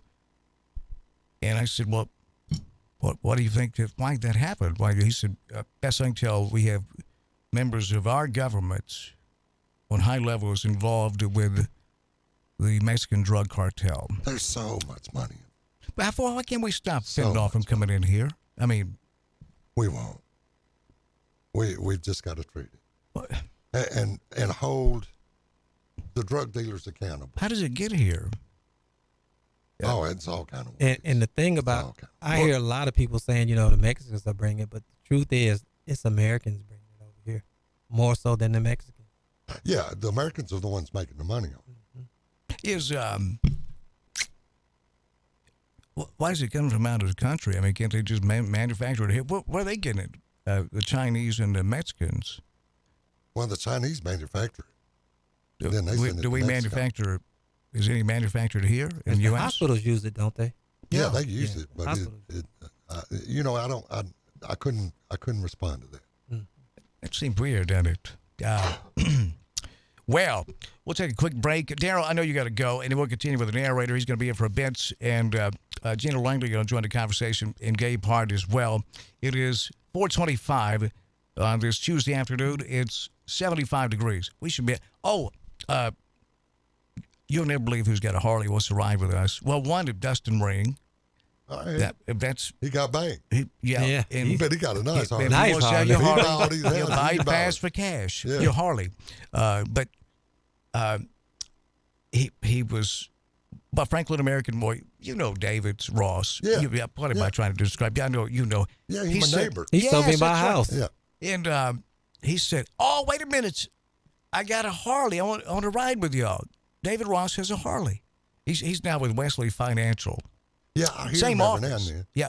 But he just lives down the corner from me. Yeah, and I said, "But you know me and Richard." And I went to Barbara, asked if he knew Jeff Lake, and he said, "That name sounds familiar." I said, "Vicky, like, Everybody oh knows yeah." Vicky. Yeah. So he's gonna ride with us, David, and he may be able to refinance our house too. Did you see 2%. those when we looked at houses downtown? I was looking at some the other day that are a little bit further We should from have bought downtown. them houses we looked at. Man. Dude, they go like $400,000. That street we're on. Up to here. Yeah. It borders us. Yeah. You go up that street, those houses were at $379. I went by there yesterday morning. They've jacked them up to over $400,000 now. With about half-acre lots. Oh, not even a half. No. Not even that much? No, you can spit on your neighbor's house. Well, they've had some I wouldn't- neighbors I'd I like to wouldn't recommend say that. that, but you could. especially if I'm your neighbor. Unless you will find out what the, Be throwing the butt hands, end. won't You'll find out what the butt end of a rifle tastes like. I'd rather do that to the front end of the rifle. That's an excellent point. Yeah. We'll be right down. Thanks for stopping by. Thank you, How guys. think- Appreciate you, Daryl. How'd you think the debate went? All that of them we so had to- far. The one you had was great. I love the format of that one. But we've had two more since, and they've all been. They all pretty been good? interesting. Yeah. they've all been pretty. Jackson State, they're great people over there. Brandon Shields. What was the other one? We had one at the NAACP. Oh, that's right. couple Yeah, of they go Saturdays well. ago. It went fine. Did Harold Carter facilitate that one? Hello there, young Well, man. we had two other facilitators, but Harold was kind of on, I don't know what you would call. He had the podium. So. All right. President Carter. That's what Yes. you call him. Yeah, President. The there's one more in it with we the people of West Tennessee. Yes, I got to figure out when that one is. We have one tonight at the at 96 Kicks at 6. That's where we got to be there about 5:30 or so. Okay. So that's where I'm headed. And then Few minutes. you don't know whether it's we No, the I know we've people- got one at the library on the 29th. I thought they'd have it there because I think they've pretty been out of shape But- over the library having that book. What was it? The library got books? The Gay Duck. What was that book? It's Yeah, I remember that. They took it the out. Gay Duck or something like that. Yeah. Daryl, is it usually this many debates in America? I don't remember. I don't ever remember I this don't many remember this debates. many. I mean, I guess because there's so many candidates. I guess guess each so. one is hosting their own debate. Looks like. Yeah. Well, do you think I care? But no, actually, we do. It's and I tell you, I hope Mayor Scott Conger. I hope he set a precedent because not many people in his position as the incumbents. And Daryl, no offense, but I think he'd be the odds-on favorite would do debates, and he's doing them. Yeah, most times the incumbent steps in. He won't show up for 'em. He missed the NAACP one, and I don't know if he's coming tonight either. Yeah. But I mean, he's made 2 or 3? 2. It's I hope that gets attention. That's what you're supposed to do, and Scott's doing it. That's great. We'll be right back. Stay right there. Gina Langlo will join the conversation. We'll continue with Heritage, the narrator barber, Dr. Mark Fowler. My name's Dan Reeves. Great to have you with us on the program today here on News Talk 96.5 FM. It's 75 degrees at 429.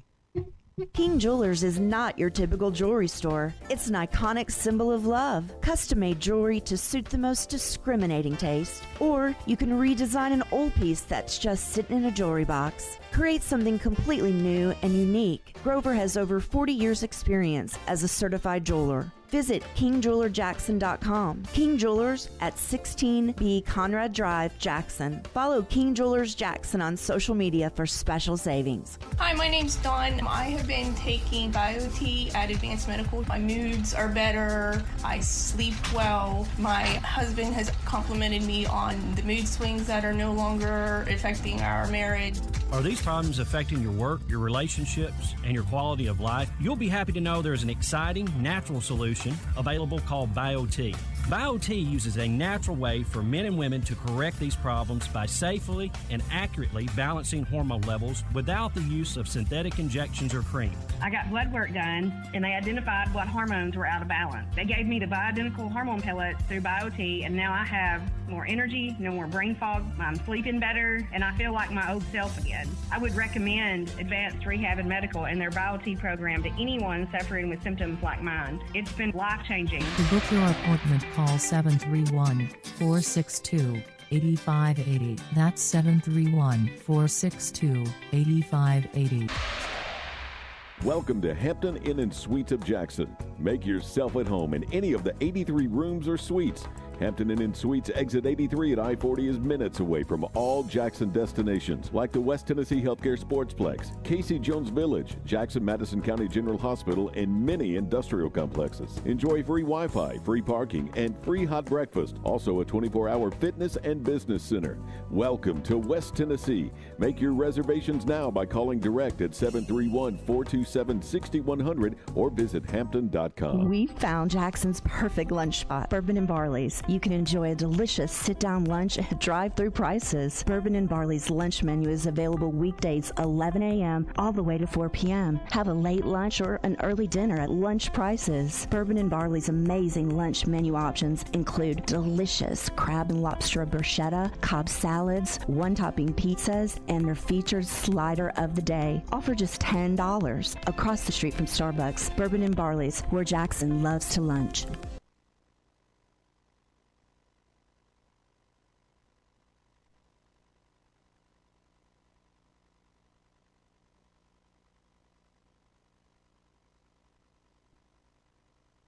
What's better than 20% over invoice, or 15% over invoice, or 10% over invoice? How about 0% over invoice? Wait, did I just say 0% over invoice? Hi, this is Sarah Beth Langley at Gene Langley Ford in Humboldt. As your authorized Ford ordering dealer, Gene Langley Ford, in partnership with Ford Motor Company, is accepting new orders at invoice. So our price is your price. There's never been a better time to order your new Ford. Come see us today for details, and let's get your new Ford car, truck, or SUV on its way to your driveway. Struggling with credit issues? Not here. Our finance department can work magic to get you approved. Plus, every new Ford comes with a lifetime powertrain warranty. And if you're looking for a pre-owned car, truck, or SUV, check out the great selection on our lot and online. Updated daily at GeneLangleyFord.com. And remember, March is Ford Truck Month. You really should try Gene Langley Ford before you buy. The dealership service bill. At cost offer excludes Mustang GT500 and Raptor. See dealer for warranty and financing details.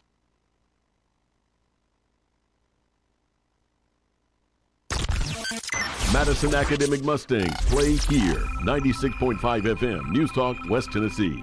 NewsTalkWTN.com. Get all the latest news, talk, weather, and sports. NewsTalkWTN.com and 96.5 FM. So the new single Vision Thing has just been aired on radio, and we're now playing. Okay, I'm not sure about that, where that came from. You did hear that, right, Doc? What's that? That's what I thought. Do you hear that? Did you hear that? Did you hear voices just a minute ago? I didn't hear nothing. No. Okay, yeah, that is a problem. I thought so. That happens quite a bit, Doc. Can you give? Can you give me a prescription? I think Oxycontin might.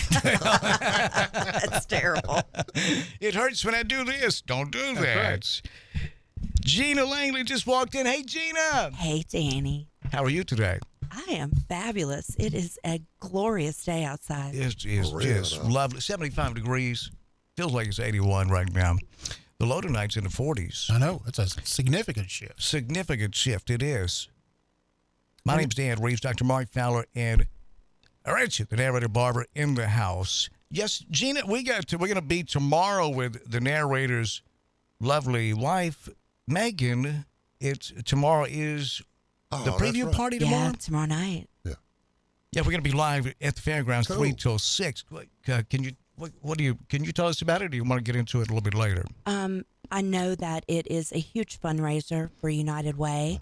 The concept is for folks to come in and do a lot of table decoration, and then tomorrow night we're going to preview it. I think the symphony is the entertainment. Oh, that'll be impressive. Yeah. Yeah, they don't mess around at United Way. They're trying to one First up Lady's us. luncheon preview party tomorrow night, and then the luncheon is actually 12 on Thursday. Ah, that's going to be awesome. And then, so that's tomorrow. Then Thursday will be at Meridian Baptist Church with Roger Clemens for the Trey Lindsay Scholarship Fund. Yep, 7-time Cy Young Award winner. We're busy. Roger Clemens. So we'll be out Wednesday and Thursday on location. You a baseball fan, Doc? No, not really. I go every once in a while, but I don't follow it. That's kind of how I feel, Doc. Yeah. Roger Clemens is America's pastime. Yeah. Yep. Y'all attacking. You know who Roger Clemens is, right? Yeah. I didn't. Well, remember when he threw that bat at Mike Piazza? Yeah, it's in the World Series. That was strange, wasn't it? It was. And then he explained it. He said, "I thought it was the ball." But then why would you throw the ball at him? Yeah. It's not wiffle ball. You don't hit him with a ball and he's out. I ought to ask him about that. Last time I got aggressive like that was John Chavis didn't react well, did he? No, he did. He basically said, "Beat it, kid." I said, but okay, so we're he's a high school coach now in Louisiana or somewhere. Is he really destroying their defense? He bet he's running that Mustang package. Yeah. Gina, we're talking about addiction and fentanyl, and over 100,000 deaths, narrator said. Yeah. And guns and how it all mixes together to many Holy times. cow. What have I walked into? Well, you walked into what some would say the ingredients for a party, and then it's going to get out of hand, and then people get hurt. That's really what happens. That's what happens. It's fun for a while. I guess you got to know when to hit the eject button, right? And then people become addicted. Why is there such a big shortage for treatment centers, or as it's called, beds? Meaning that's a place for it's better someone. now than it's ever been. ASPA's been real fortunate in being able to expand our services. I'm going to say something that's controversial, but I've said we don't do that I've here. said it in statewide conferences. I've said it everywhere. When crack was a problem, it was a criminal justice problem. Uh-huh. When opioids became a problem, it became a public health problem. Exactly. And the people that abused crack didn't look like the people that abused opioids. Exactly. Once the opioid epidemic hit, then funding started funneling. And, I hate that had to happen to get some attention on addiction and addiction treatment. But since that, there is funding available. Now, I'm not sure how long that's going to last, especially, with COVID funding and a lot of stuff happened during COVID. But at some point, it's going to go back to level funding, and we'll still be shortage of treatment beds, because for so long it's been looked at as a moral issue. Now, people need to stop. And insurance plays a role here too. It does. A lot of insurance companies don't pay very well. They don't pay well at all. I don't And understand that they because restrict, with managed care, they restrict how many days you can get treatment. Right. And I've never understood that. If we're pre-certifying, a 60-year-old guy that's been drinking a fifth of liquor for 25 years. Sorry. you move it around. Harry. We don't have those arms. and Like, so- we have those in the back. So but we're it would trying to block get him my profile certified that would for work. Go ahead. I'm sorry. treatment. And then, a physician in Utah is saying, no, we're Right. not going to give you 7 days. We'll give you 3. Or a clerk in Utah. It might not even be the Yeah, position. It's actually a Yeah. guy in a suit in the office, and that decision is made off of how much money is this going to cost us, how much we're going to make. They got a budget. And then at first chance, they'll dump him. Yep. Hear me. And it's in our country, you can't shop for health insurance outside of your own state. No. That's just absolute. And 70-some-odd% of Americans want that changed. They want, I think it's 70-some-odd% of Americans want some form of single-payer health care. Mm-hmm. Now, if we did have a representative republic, we'd have it because that's what that means. And our most modern version of a democracy, a representative republic. So, and it's not the only thing. The morning after pill has been a judge just said that's illegal now. And Now, one in Washington State said, no, it's legal too, same day. Right. Conflicting opinions from 2 district court judges in different states. Two men Yeah. 2 white making men. decisions for women. Yeah. That makes a lot of sense. What if I were to tell you that I don't think a male could be an OB-GYN because it's a conflict of interest? No, I don't agree with that. That's somewhat of a joke, but it fell a little flat. There are lots of jokes. There are lots of jokes about Gotta dumb it down for a mass OBGYN. audience. My what I daughter, mean? be careful. My daughter's going to be an OBGYN. Well, I said for a man. Yes. It's that was an attempt at humor. It's a tough crowd, Nice I try. tell you. Nice It's tough for him to work. Conflict It of really interest. is You a get tough it? for him to work here. You get it? Never mind. But that would be. See how stupid that sounded? That's how stupid it sounds to me. When you can't shop for health insurance outside of your own state. Now, that is crazy. We just put It's up with crazy. it. That is great. They should Why are we allow putting up with it? competition. Yeah. I'm surprised. Trump promised to do something about that, and he never got around to it. Tell me all the times we Got were busy going to with Miami. other things. I'm sorry. That's Tina, okay. all the times we going to Miami, how many people, foreigners, did we talk to that say, man, y'all crazy about health care? Oh, they think we're idiots. Oh, yeah. They called us idiots for putting up with it. And because they've got, a one-payer system. And as we went to Miami for 20 years, and they started getting more shaky too, Gina, with anytime we heard a firecracker or something. I mean, seriously, people are stopping. Tourists, international tourists are not coming here, and that number is picking up because they're afraid they're going to get shot in America. Yeah. But I don't know. It's never. I haven't asked you, and Gina, what's your thoughts on it? But Doc is here. He can speak in first person. But we were talking about it earlier. It seems complicated to do a background to make sure that someone's not suffering from mental illness or a personality disorder before we sell them a hand cannon. And I'm saying that's not complicated at all. No, it should be nonpartisan. Well, Gina, what are the logistics? Well, I was listening to y'all talk about it and thinking that very thing, because you were talking about maybe even a clerk at a gun store would size someone up and question it. It's really not their responsibility at all to be the gatekeeper between But I guarantee our you that society. happens. Oh, no, I'm I sure it guarantee it does. does. I'm Yeah. sure it does. But we're asking a lot out of that Well, wait a minute. individual. You guarantee that happens. We don't do that. We don't do that. I'd be willing to bet there are thousands of gun sales that did not take place because the clerk said to himself, "This guy's a creep," or "This lady's nuts," and I'm not selling her. Oh, I don't know. The NRA come down like a hammer on that guy, plus his employer. But we sell guns, guy. Sell them. I was shocked the governor signed off on that executive order today. Yeah, it did go- Our it didn't go Republican far enough. governor. Woo-hoo. Well, it was a step in the right direction. I I keep guess it's hearing because that. We don't- this is his second term. We don't. He's not worried need- about getting reelected. No, but we don't. Here's one we don't need: the frog in the boiling water sort of thing. You don't have to ease me into gun safety. Yeah, You know what I'm saying? But I mean, I understand what you're saying. The doc said the same thing, but that ain't good enough for me because that's not going to solve the problem. It's just it's lip service, I think. Hopefully not. Well, I mean, it is. I'm optimistic that, I mean, this is going to affect our state with industry coming here, with tourism. All, you know, we have got to get a handle on people with mental health issues legally buying firearms. Right. It should be a nonpartisan issue. But to your point, Dr. Fowler, the logistics of pulling that off are going to be pretty complicated. Why would it be complicated? The government listens to our phone calls, reads our emails. They didn't say, we'd do that, but it'd be too complicated. They just did it. We could do background checks. There are companies that do this all day, every day. I have an answer for you. Okay. Crazy people don't think they're crazy. That's true. Well, obviously the ones that have not gone in to see, there's a lot of truth to that.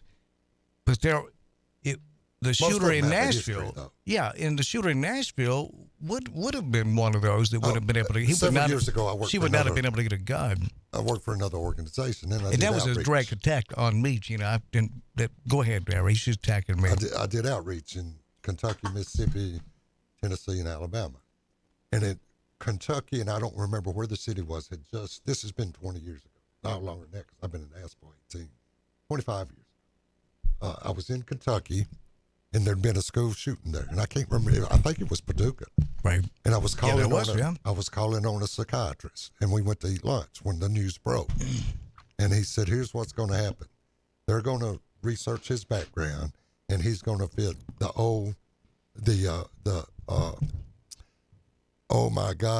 SHIT background." And I said, "What do you mean?" He said, "They're going to look at his background, and they're going to see he had emotional problems, he had a mental illness, and nobody did anything about it. And now 7, 8 kids, whatever, how many it was, are dead." Right. Yeah, let's make sure a phone call here. That's right. Yep. All right, you're next up with us here live on News Talk 96.5 FM. How are you? Oh, I'm great. Sun shining. Beautiful day. We heard about that, yeah. And you probably need to get Richard Barber one of them megaphones so he can go to the state House of Representatives and bark out of rule, because everybody can do that, Doc. Did you know that? Just go get you a megaphone and walk down the center aisle while listen, go ahead and knock it off. You're trying to run through a comedy routine, and this is not the crowd to do that. We do not offer up complimentary laughs. I don't even need a megaphone. But I don't know why. What? Y'all are always talking about crazy people. We probably need to look in the mirror. See, because until you do the we basic, smoke one out. Until you do. Yeah, listen, you can tell when somebody calls in and says, "You shouldn't be talking about crazy people." They're saying, I'm crazy. Dan Ho is crazy. Dan Ho is one crazy little feller, I'm telling you, Doc. So until you need to check your WWJD bracelets. Well, you need to check your maturity at the door, because until you take the proper steps of safeguarding your schools with bulletproof glass at the entrance, locking your side doors, putting concrete stanchions so automobiles can't crash through the main entrance of the schoolhouse. So we put our kids in prison. I tell you what, that's what he's recommending. Before I do all that, I'm moving. I have no interest in living in a country that says, "Hey, kids, if you want to go to school, we've got a nice underground bomb shelter, nuclear fallout facility, because we can't stop selling guns to people with mental disorders. We can't even check that because our daddy, the NRA, might pull our money. And the corporations have bought our government, and they have bought the national media outlets. So people like Rick, who they refer to, Rick, they call you a useful idiot. I'm just being honest with you. I'm the friend that will tell you have spinach on your, hanging out your mouth on the side of your face. You got spinach on your face, is what I'm telling you, Rick. And that's not a personal attack on you. You're a victim of sorts on this. Yes, you are. The problem is you have a phone. I mean, you're scared. You're scared of what? doing the right thing. What's doing the right thing? Just a minute. What's doing the right thing, in your opinion? Well, it took us 10 years for your county government to put metal detectors in these schoolhouses, okay? Because it was going to cost too much. Well, then, lo and behold, we found out the truth. It wasn't going to cost but pennies on the dollar to safeguard our babies. Then, all of a sudden, we went on this campaign that we're all scared about crazy folks buying guns. Well, if they don't buy them, they'll steal. And if they don't steal them, they will buy them. Well, you know what? We don't even need to have any laws if that's the way it is, because people are going to break laws. We're all sinners, right? We're all going to sin, so hell with it. Hey, good luck, folks. We'll work on the honor system. You're a defeatist. That's what you are. You're giving up. You're a victim. You always play the victim. You've not said one thing about selling guns to people that are insane or have a personality disorder. Not one mention of that. It's all, let's put our kids underground in a nuclear fallout facility because we just can't stop selling guns. What do we have, 400 million guns? And all this chatter about the Second Amendment got me to thinking about it. And I carry, and I'm not a well-armed or well-regulated militia. You ain't too regulated. I need to reach for a dictionary, too, to make sure I understand what that means. But so that argument falls flat today. That's the National Guard, as far as I can tell. And if it is true, and I don't believe it is, that the only reason Japan didn't invade the mainland in World War II because we had all these guns, the people did. I think it had more to do with those 2 atomic bombs, to be honest with you, and the war in the Pacific. But if it is true, and the only reason let's just say China don't invade is because, they got guns. Remember that scene in the movie The Heartbreak Kid when it was Jerry, not Jerry Simon, Jerry, did you ever see The Heartbreak Kid? What's the guy's name that played it? The guy that played, I can't think of their names. Father, son, both comedians. Anyway, I'll think of it in a minute. But he was in love with this girl, and she lived in Mississippi, and his dad was driving him down there. Yeah. The Heartbreak Kid. Yeah. What was that dude's name? Jeez, you've not seen that, Gina? No, I'm looking it up for you, though. It is hilarious. The Heartbreak. Have you seen it? No, what's that guy's name? Ben Stiller. Ben Stiller. Okay. Ben and Jerry was driving Ben to her house, and he said, "Sure, son, you sure you want to do this?" He said, "Yeah, Dad, I love her." He said, "But if this is the South, it's the Bible Belt, son. These people have guns," and that's kind of the way it is. If that is true, that China, Japan, or no one will invade us because we all have guns, then why do we put so much money in the military? The military-industrial complex. I think you're right. How long are we going to put up with this, I wonder? Apparently one more day. Well, yeah, we'll have to do it at least one more day because we have to do legislation. Rick, I'm going to buy 6 more guns this afternoon because I want to. Well, hey, that's... y'all can't stop law-abiding people from buying guns in America. I don't think we What's wrong with you? Don't think we mentioned that once. Ain't nobody said. Yeah, calm down. Oh yeah. Hey, calm down, girl. Relax, okay? Girl, you're going all half a sissy on us here for no reason. You live in an evil world. You got to protect thyself. I'm not worried about it. Understand that? What? Understand what? How old were you in 1976, Dan Ho? How old were you? 36. I just came out of my third divorce. Yes.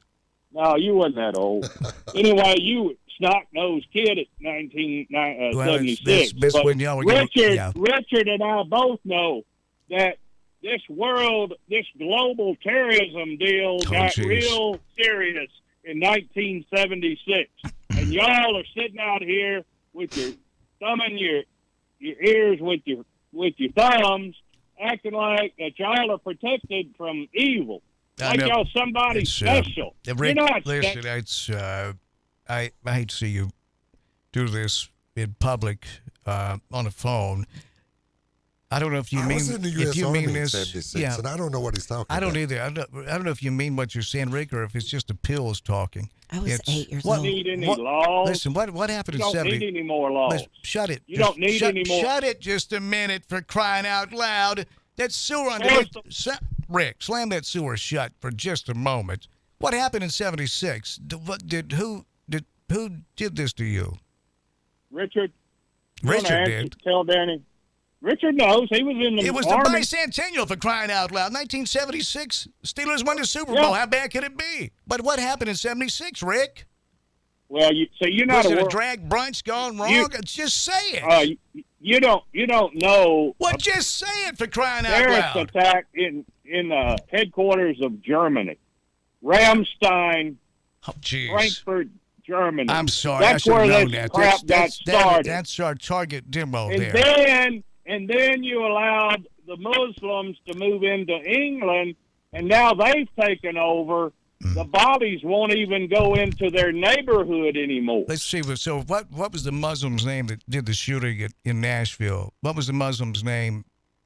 Was it today in Washington, in Louisville yesterday? It's hard to keep up with them. What was their names? What was their names? The idiot that shot them babies in Nashville was a Sheehy. So she had. So that was not a Muslim there either. No, she was a man. See, Yeah, and she wasn't. God made her a woman. You know, I have read that people that I'm serious about this, and I'm doing you a favor here, that men that are so passionately and filled with hatred towards homosexuals are in the closet and they're fighting it. Now, I don't want to put you on the spot, but I've read that. That's a medical diagnosis. That's the opinion of doctors. I'm going to give you the chance here, Rick, to be yourself. Stop mirroring. I don't know who you're mirroring right now. It's probably something off Cinemax After Dark, and it was. But No. You need to read the 22nd chapter of Deuteronomy, and you also need to read Romans, the first chapter, Danny, in full, and then we'll have this discussion. Romans 1. Okay, listen, those of you that want a theocracy, knock it off. What's wrong with you? Don't come in here quoting Bible scriptures to me after you come in here with this propaganda and you intentionally, I guess, regurgitate trash, gibberish. You know what gibberish is? It's a group of words that flies out of your face that don't belong together. So knock it off. And my shoulder's hurting, Doc. I'm going to have to hang up on him. Do you mind? It's that's stress. Did you guys get uncomfortable with that? This job is a little bit different than most. It's narrated. What? You may take a phone call like that, I guess, from time to time. Does Big Rick have a job? I don't know. What I understand is when he applies for a job, like he applied. That Chuck E. Cheese, that mouse over there, big mouse. Yeah, that mascot.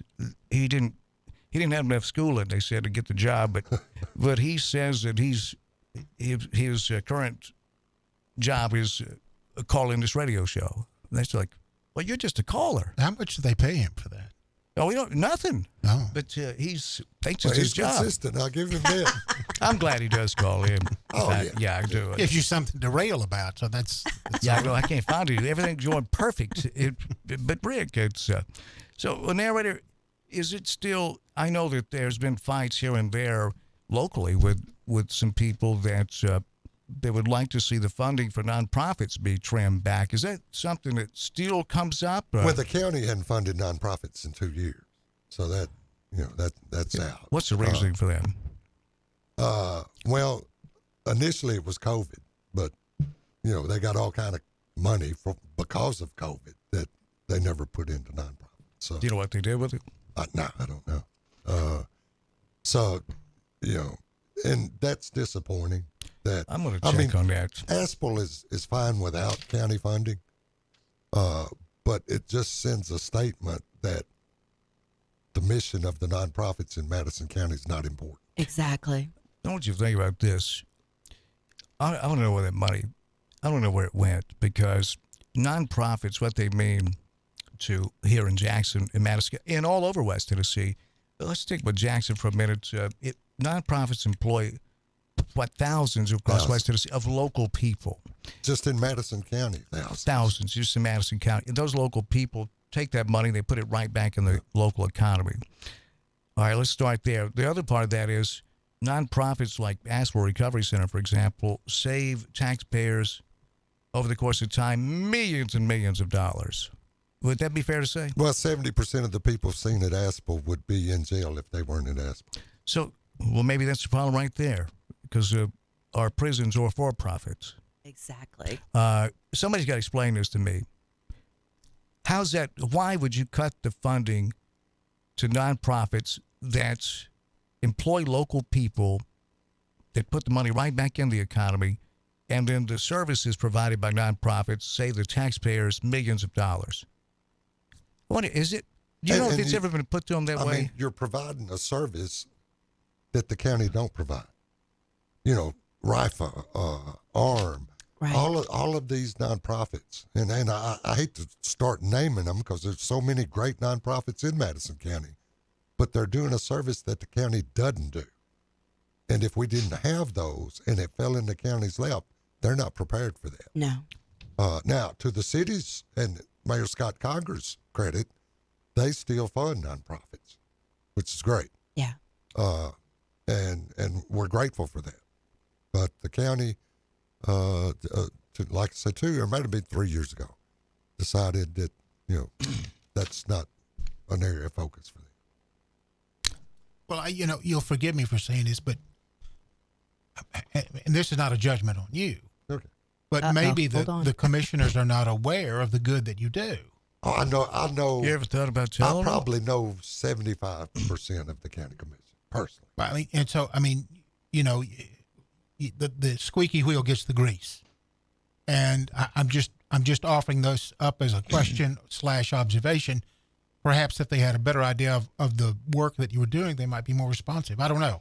Well, they do, because when they did fund us, we had to do an application that had outcomes and where the money's going and all of that. They fund no nonprofits, none. And to me, that's crazy.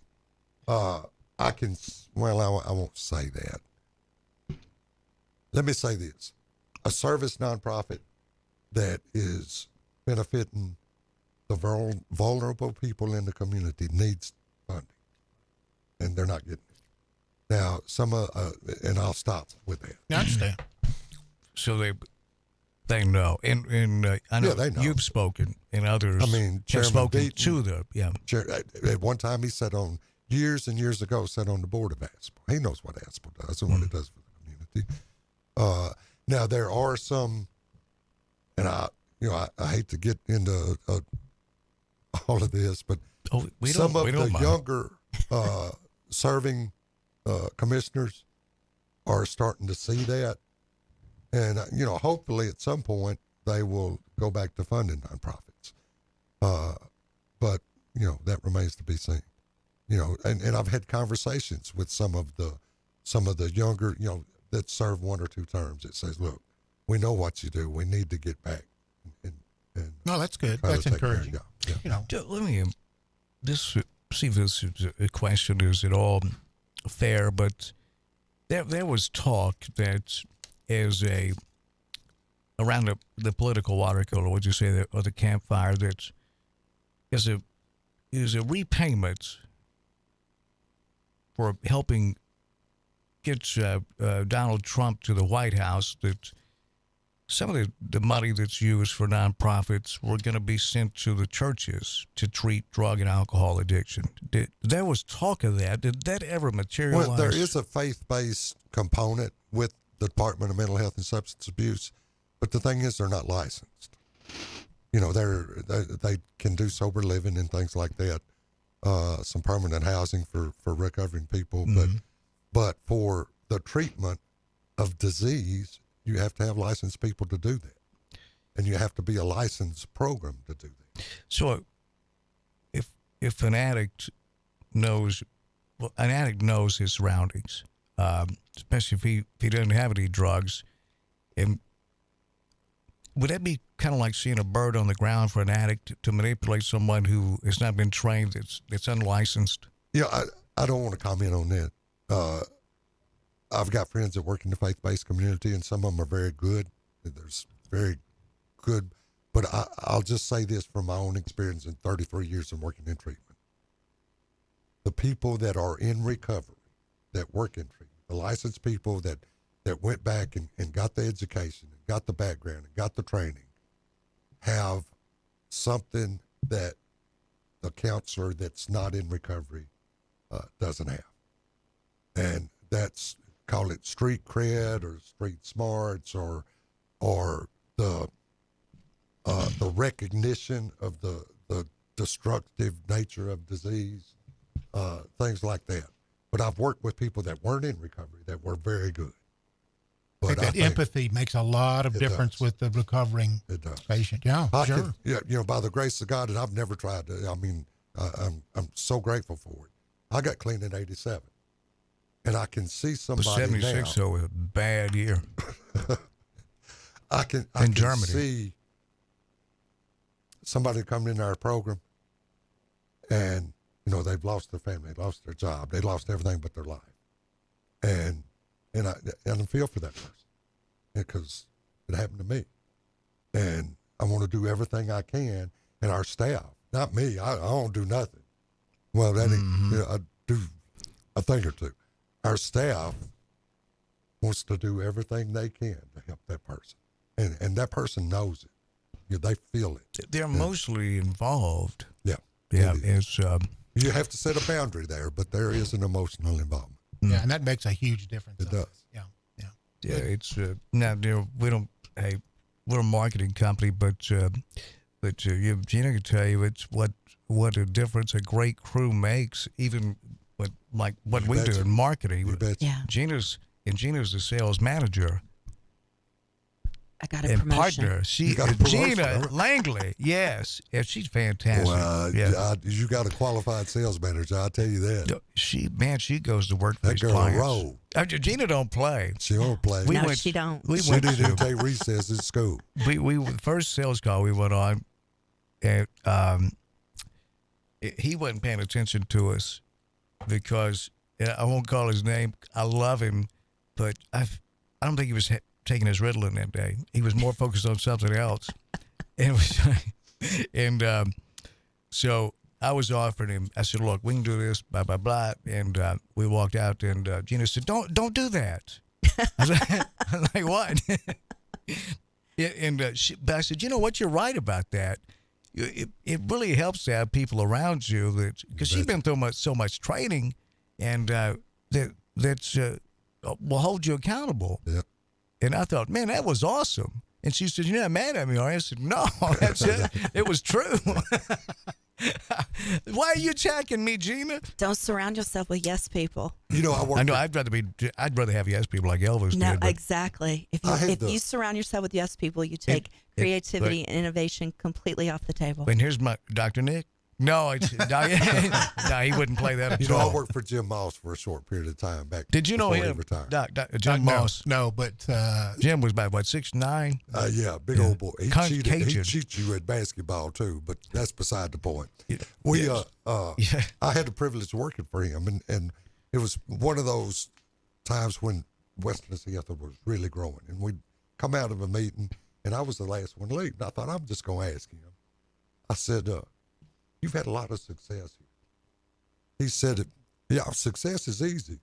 He said, find the best people you can find for the job, give them what they need, and then get the hell out of their way. That's right. That's good advice. It is. And I followed that. We got great people at Aspen. Yeah, a lot smarter than me. It's Gino. How long you been there now? At Aspen? 18 years. Jeez, that's crazy, isn't it? He was saying, I'm thinking about taking a job at Aspen. Executive director. I said, no, don't do that. Man, you're worth a lot more than that. And they got two old houses, and they're both leaning over. They're going to fall over. Didn't I narrate it? He said, I got a plan, dog. I was like, geez, I think you need to be in treatment narrator. And But it's just been so much fun to watch it grow. Now it's how many buildings on campus there? Main campus. The main campus, 13 buildings, 2 blocks. Jeez. Wow. Oh my That is God. great. It's been a blessing to me. It And really is. one of the old buildings is gone. I just love it. Yeah. Been bulldozed. We had to take it down. Right. Put a new one up. So here's another example of nonprofits. Now, you're talking about improving a section of town that's right at the front doorstep of the front door of downtown is the roundabout. Now, Rick didn't go downtown because he got caught up in that roundabout. Couldn't get back. Just keep driving circles Hey, around kids, and Big around. Ben, Parliament, kids, but look at that. That's awesome, narrator.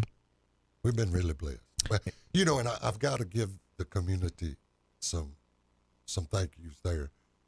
You know, I've got colleagues all over the state that are directors of treatment programs, and they talk about NIMBY and trying to expand, and they can't get it. And, you know, the community raises Cain at them.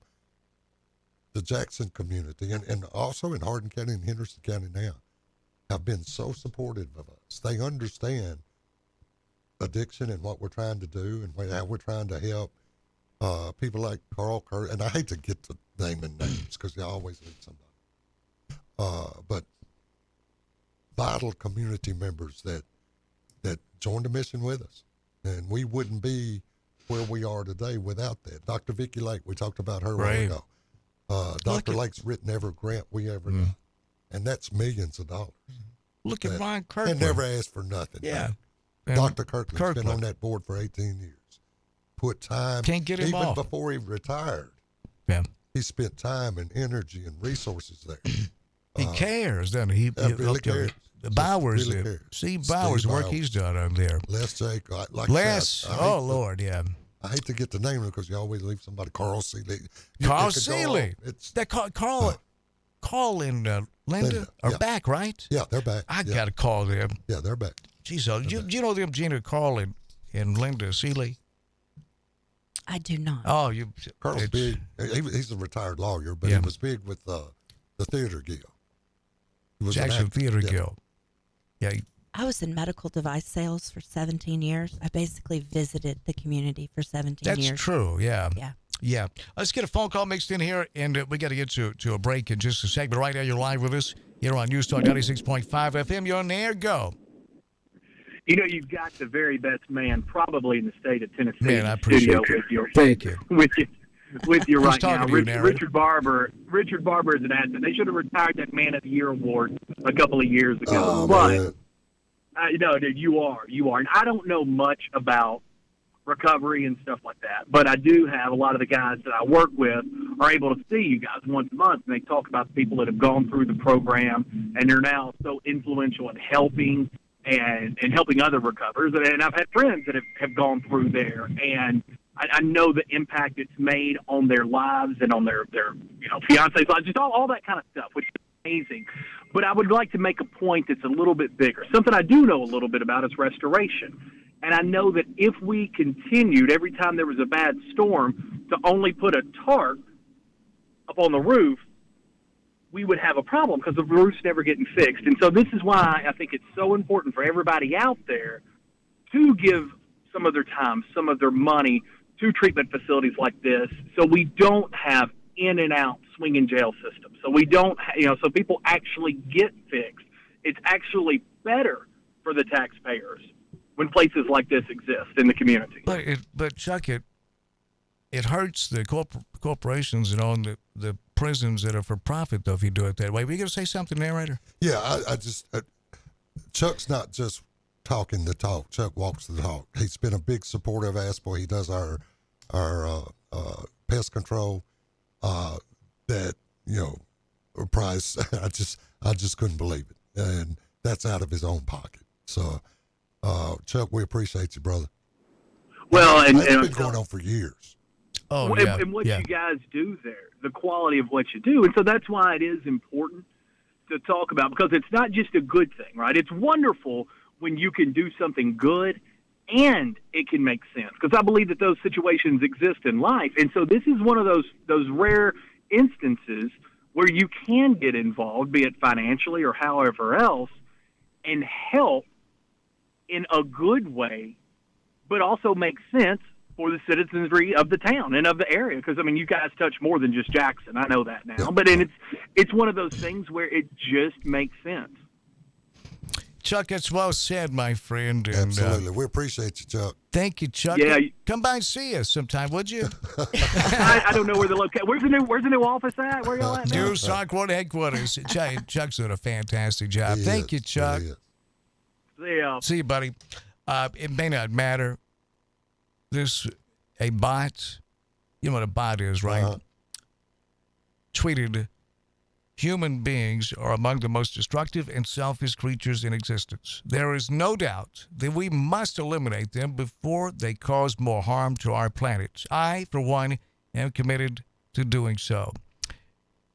AI. There's a new scare about AI because it's artificial intelligence. Because it's not going to take a lot of data to realize the biggest risk to this planet's us. And I think they hear us arguing about, more kids got shot at school. So what do we do here? We're going to have to put kids in underground bunkers that would typically be used for war, maybe tornado shelters. It's kind of like a third world country. Yeah. Well, and I hear people keep talking about arming teachers. My daughter-in-law was a teacher. She was trained to teach kids, not to guard them. That'd be like saying, look, we got the math teachers out today. See if you can find a cop on a beat and let him teach you math. He wouldn't be qualified, nor would he want to do that. It's the same thing with the teachers. Right. She don't want to carry a gun to school. No, I don't understand. But I do understand it. And we need to. I think we need to stop dancing around it. It's about money, and I think, hey, be a man or a woman, be a decent human being and be honest about it. Say, I can't do anything about it because the NRA will stop giving us money. Or I can't do anything about it because maybe I don't directly benefit from NRA donations, but as a party, we do, and it'll be bad for me. Just be honest about it. And then hopefully it won't be you or one of your kids that gets killed. Hopefully it'll be someone you don't know. That's the best you can hope for. It's ridiculous. And explain to us while we're at it here why we can't shop for health insurance outside the state of Tennessee. Would it help if you were in the same boat we're in, you politicians? And I'm talking nationwide, too. Why are we paying for your Cadillac health care? Because to me, it seems like that's a slippery slope into Venezuela that you're always talking about. Or why are we paying subsidies to oil companies who break profits, record profit after profit, quarter after quarter? Why are we paying them welfare? Isn't that a slippery slope into Venezuela, or is that all about having a full tank of freedom? What about this healthcare disaster in 70-some-odd% of Americans wanting something done and wanting some form of single-payer health care? Why are you not doing that? This is a representative republic. If I was Venezuela, I'd be pissed that you keep referring to them to make your points. They'd be embarrassed. It's ridiculous, intentionally misleading, lying to children for money. Are you good with that? That takes a narcissistic personality disorder or a sociopath who has no conscience. And look at some of these people in Washington, D.C. now. You tell me Matt Gaetz is concerned about anybody but him? How about Nancy Pelosi? How about Boebert? You think they care about anything other than them? This is who they're recruiting. And they're flying this plane into the side of the mountain, and we act like, well, it's just, we can't, it's, you know, it's elementary. Our problems are very simple. The Supreme Court's been bought and paid for. Look at Justice, what do you call himself, Long Dong Silver. Look at him and what's going on with him now. Too. Yeah, it's a joke. This is an absolute joke, folks. It's not complicated. Our country is operating under a trauma bond. It's It's also referred to, what is that, where you end up loving your captor? Stockholm Syndrome. Stockholm Syndrome, trauma bonds. That's what we're doing right now. Let's get a phone call. Healthy people don't put up with this. They just don't put up with it. Adults don't fight with each other. We've got almost everything in common. You're on the air with us. Go. There was 170. Have a good day. You're laundering now, okay? you're not a host. Jeez. I appreciate you calling, but he took up 3 lines right there. I don't know what he's got going. I think that may be AI. They may already have Rick.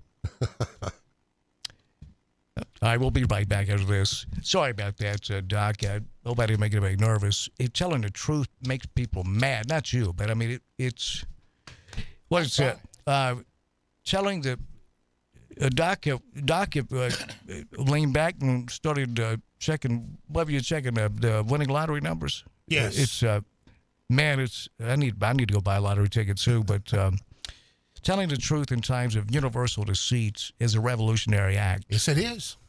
And I'm not saying it. I mean, most people want to be a part of a group. They really do. Right. But we're not going to have a group, folks. We're not a part of the group. You're not a part of the group you think you are, is what I'm saying. We're peasants. There are people in Jackson that have McMansions that think, here they go again after the wealthiest 1/10 of 1%. You ain't in it. You got a mortgage. I mean, there's nothing wrong with that, but it's the interest that you're fighting for is not your own, is what I'm saying. We go against our very own interest, and it's shocking to me to see this continue. It's getting worse. It's not getting better. It's getting worse. Yeah, and the flames are fed by politicians who want us at each other's throats all the time. They really do. Simple technique. Yeah, divide and conquer. They just want to be reelected. That's all they care about. They don't care about the Americans. All they care about. Yeah, is getting reelected. It's disheartening, man. As they dismantle this country, and they're doing it.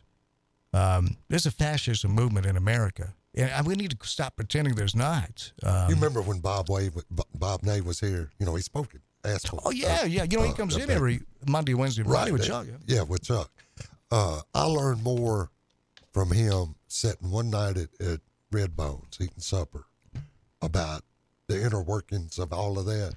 He just shared all of it. Oh yeah. How much time they have to spend fundraising. It's like I've said, 2 hours a day. They got to work the phones, don't they? Got to go down to the headquarters and work the phones. That's your U.S. senators and your U.S. congressmen required to do that, raise money. Venezuela, I know we beat up on you a lot, but this is called democracy. I've got something I want to toss out to you gentlemen and get your take on this. This is from Florida. DeSantis, who is potentially going to run for president. Florida has a don't say period bill, but it can't stop the menstrual wave. House Bill 1069, also known as the don't say period bill, was passed in Florida, where educators aren't allowed to speak about periods or menstrual cycles until the 6th grade to public school students in Florida. It passed. Help. Oh, jeez. What is the end game there? Any idea what the end game there is? Well, you can't say gay. Can't say period now. Can't say period in Florida. I'm going to tell you, folks, is that all the context there is? Yeah. I would think that would. I'm going to tell you. I'll send it to you. I loved House of Cards. Did you ever watch House of Cards? Never did. You ought to watch it, Doc. All right. I mean, it's terrific. What is it? Yeah, it lost its punch about season 4 or 5, but the first 2 seasons was wow. It's Kevin Spacey, Robin, what's her name? Was married to, what's his name? Married to Forrest Gump, or not married to, but had his baby. And she was in Forrest Gump. Right. Jenny yeah. in Forrest Gump. Right. What's Robin, whatever. Did you watch it? Were you a fan of House of Cards, Gina? I'm like Baba, man. I watched it for the first 2 years. By the 3rd year, Art was imitating reality a little too closely, and I needed to take a step away. I used to watch these movies. I remember watching Enemy of the State with Gene Hackman and Will Smith. I go, geez, I'm glad this is America. That's what's going to happen here. Actually, it does. Yeah. And if House of Cards, if they tried to run that out today, they'd have a G rating, and no one would be like, this sucks. It'd be like, there's remember nothing when here. ESPN had that Players series for 1 year, and the NFL was going to pull funding from ESPN because it mirrored. Yes. It mirrored the NFL too closely. That's right, yeah. Yeah, I forgot about that. You get that off the air. Yeah, and they said, okay, we'll do that. It's amazing. And House of Cards, when I watched the first 2 years, and I'm going like, geez, boy, can you imagine living in a country like this? Surely this doesn't happen, but it's worse than that. Hollywood is always out in front of this stuff, I've noticed. And they're making a lot of movies about AI. It don't look good. I'm thinking about skipping a car payment just to make sure, because you never know. You lost me. Well, if don't say period. If the robots are going to kill us, in 2 months, I think I'm going to skip a car payment. Gotcha. We'll be right back. I want to get more into that, Rhonda, and that's huge government. Just call me Rhonda. She had a huge government too. She held court and I was guilty. I didn't get justice. You don't need to hear things like that. You just a boy. Yeah, sorry about that. You need to think about good thoughts while you still a boy. Yeah, Doc, I didn't mean to catch you with that. I can't believe that. You talk about government overreach. What is the end game? That's what I just sent the article to Dr. Fowler. Maybe he can enlighten me a little. The only thing I don't know. It's just bewildering. It's bewildering. Let's get this break. I want to talk about it. Let's talk about it on the other side because this is where is it going to stop? We did kind of blow the top of the hour, gentlemen. Yeah. I mean, I don't like to talk about periods either, but, I'm not. Where are the mothers of these children to explain about periods? And by the 6th grade, a lot of girls already have their periods. Like that ship has sailed. Why in the world would you do that to small girls?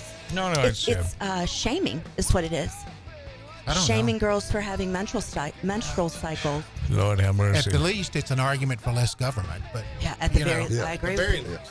Yeah, well, that's a good way to put it, Doc. It is. We'll be right back. Stay right there. News Talk 96.5 FM.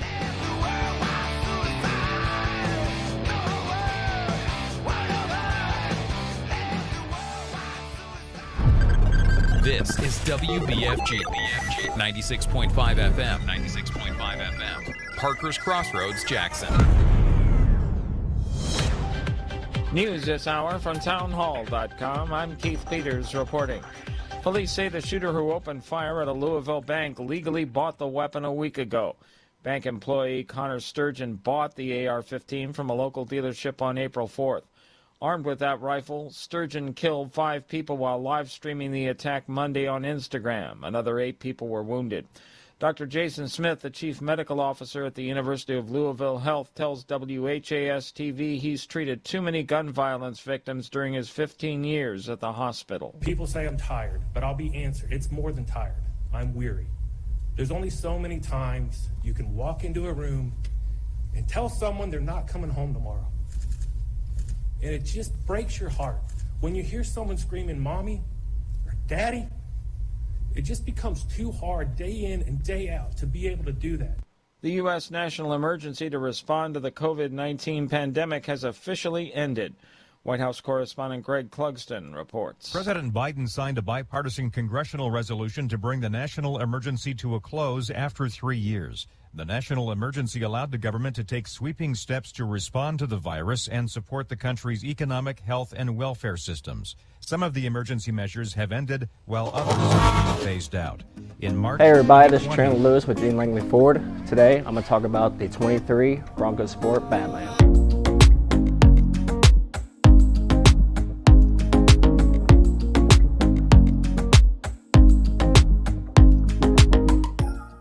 The heart of this beast is a 2.0 EcoBoost, producing 250 horsepower and 277 foot-pounds of torque. And it does power a 4x4 system, which means you can get over any terrain possible. To go over any obstacle you have a 17-inch gray aluminum wheel wrapped in a all-terrain Pirelli tire. Now to the back, you're looking at 65 cubic feet of space, which means you can fit 3 golden retrievers back here, groceries, or even if you're a college student moving boxes. But no matter what, you can celebrate by opening a bottle. Now moving on to the interior, you have an ebony roast with heated front seats. You do have a 8-inch display backed with Android Auto and Apple CarPlay. Now one of my favorite parts is the GOAT modes. So as I was talking about earlier, you have 7 different drive modes. The GOAT modes is what gets you to that different terrain. So if you guys liked anything I spoke about, the horsepower, cargo space, or even the interior, come see me today at Gene Langley Ford. Again, Chandler Lewis.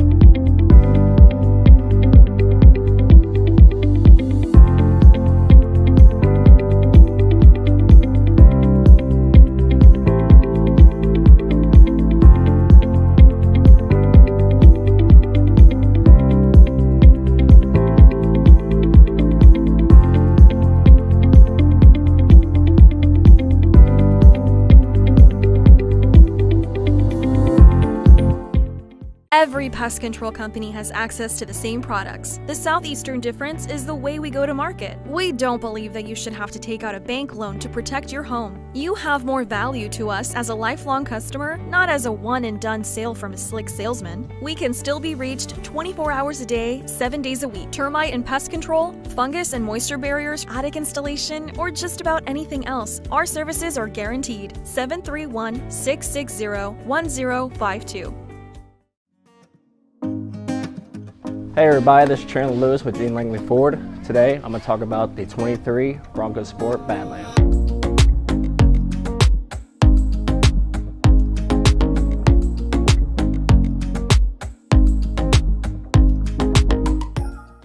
The heart of this beast is a 2.0 EcoBoost, producing 250 horsepower and 277 foot-pounds of torque. And it does power a 4x4 system, which means you can get over any terrain possible.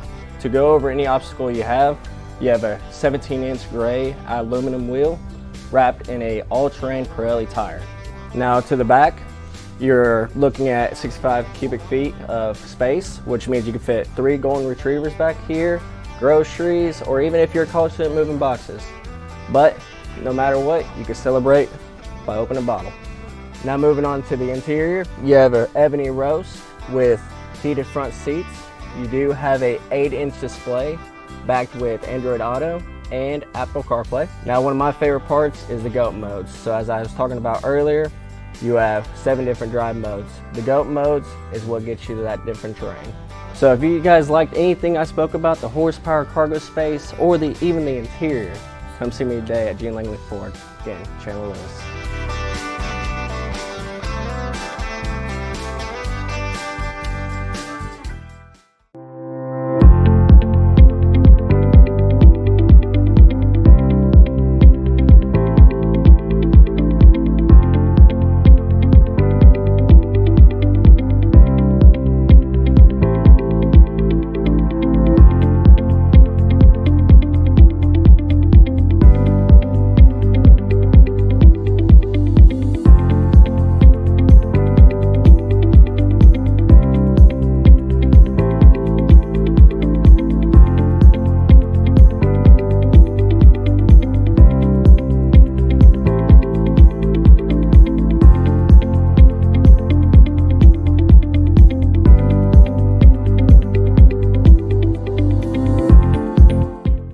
Every pest control company has access to the same products. The southeastern difference is the way we go to market. We don't believe that you should have to take out a bank loan to protect your home. You have more value to us as a lifelong customer, not as a one-and-done sale from a slick salesman. We can still be reached 24 hours a day, 7 days a week. Termite and pest control, fungus and moisture barriers, attic installation, or just about anything else. Our services are guaranteed. 731-660-1052.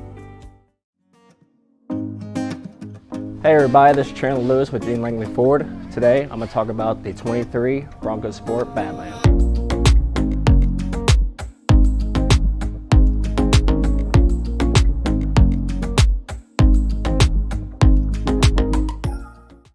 heart of this beast is a 2.0 EcoBoost, producing 250 horsepower and 277 foot-pounds of torque. And it does power a 4x4 system, which means you can get over any terrain possible.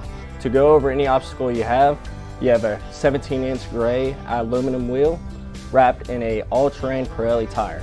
Now to the back, you're looking at 65 cubic feet of space, which means you can fit 3 golden retrievers back here, groceries, or even if you're a college student, moving boxes. But no matter what, you can celebrate by opening a bottle. Now moving on to the interior, you have an ebony roast with heated front seats. You do have a 8-inch display backed with Android Auto and Apple CarPlay. Now one of my favorite parts is the GOAT modes. So as I was talking about earlier, you have 7 different drive modes. The GOAT modes is what gets you to that different terrain. So if you guys liked anything I spoke about, the horsepower, cargo space, or even the interior, come see me today at Gene Langley Ford. Again, Chandler Lewis.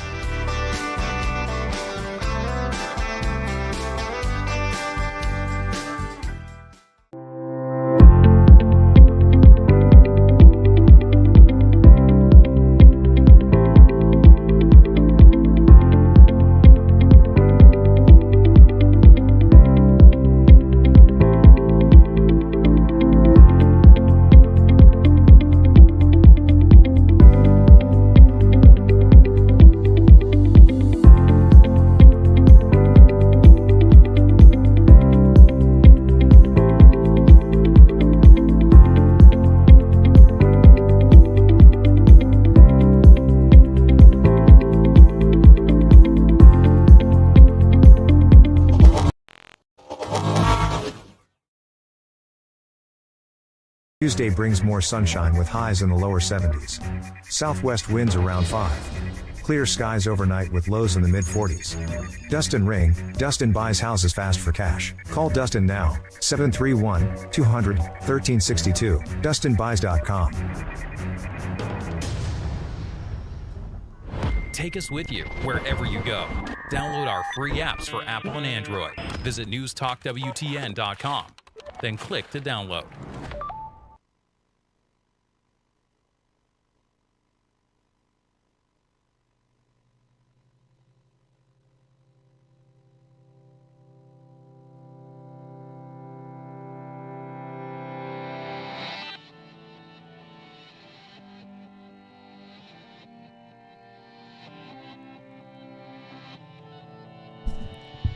Well, that's a little bit of a lengthy opening there before they pick it up. That wasn't a good choice, I'll admit that.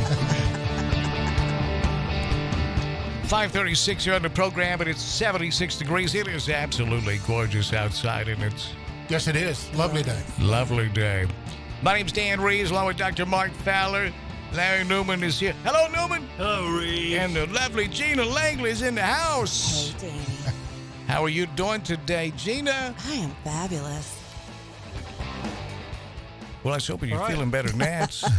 I have to agree with you. Don't You get are much better than fabulous. that. You are fabulous. Yes. You may join us. We'd love for you to on the CWA development phone lines.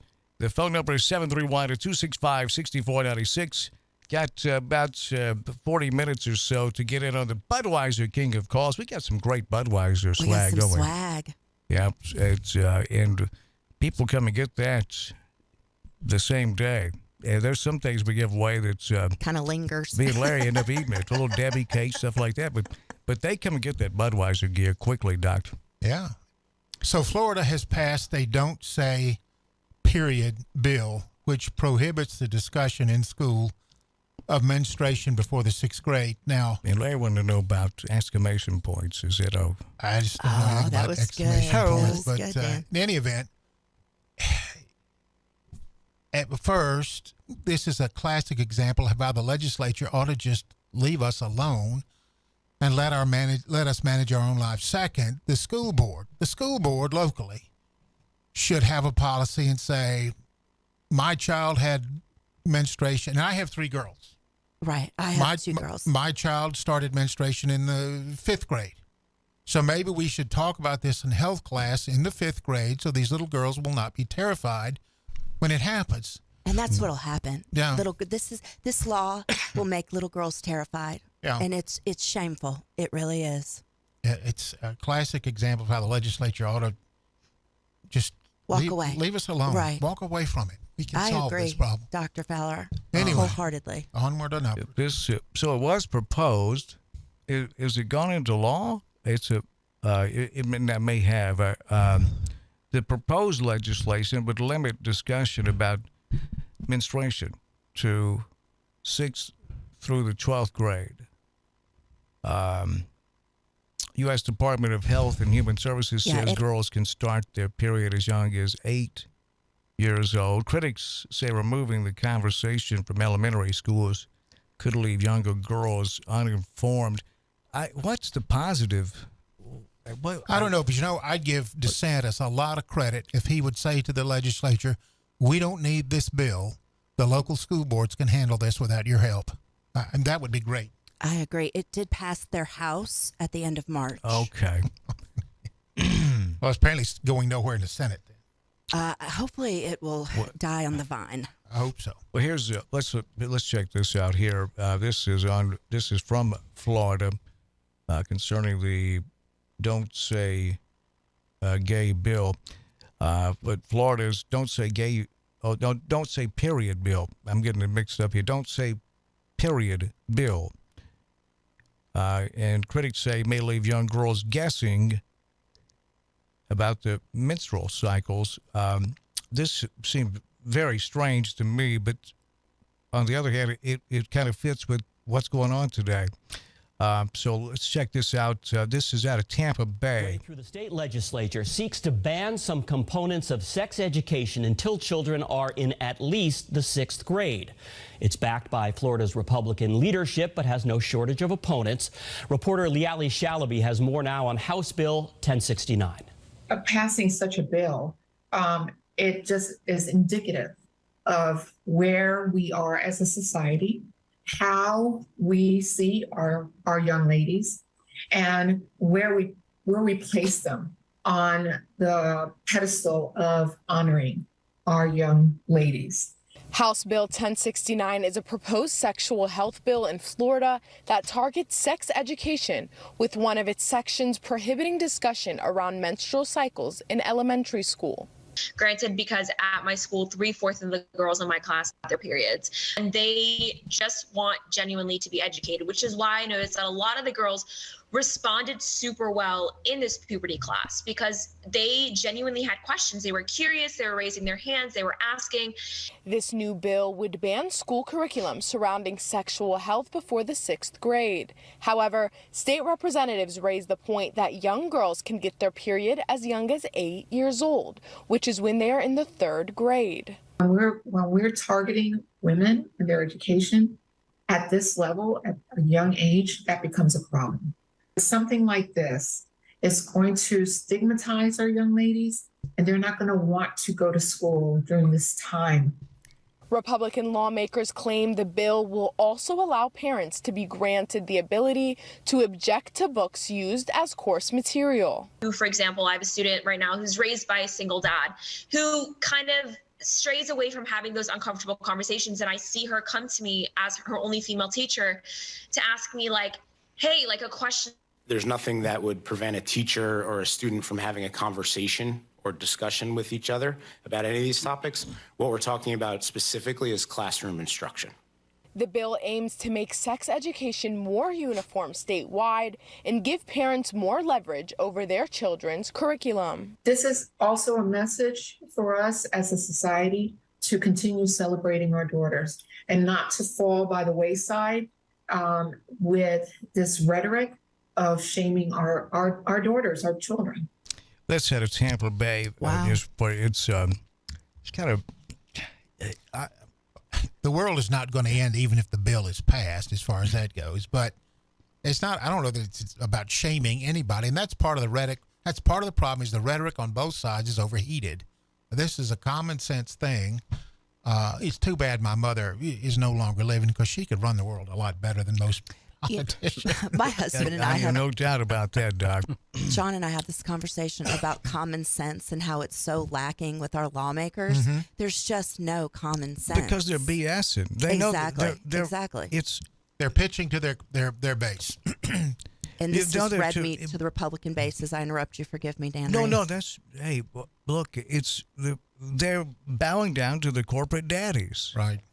To the money man, their daddy, Big Papi, in the Brinks truck is what they're doing, and I've had enough of it. Really, I'm insulted. Don't waste my time with this stuff.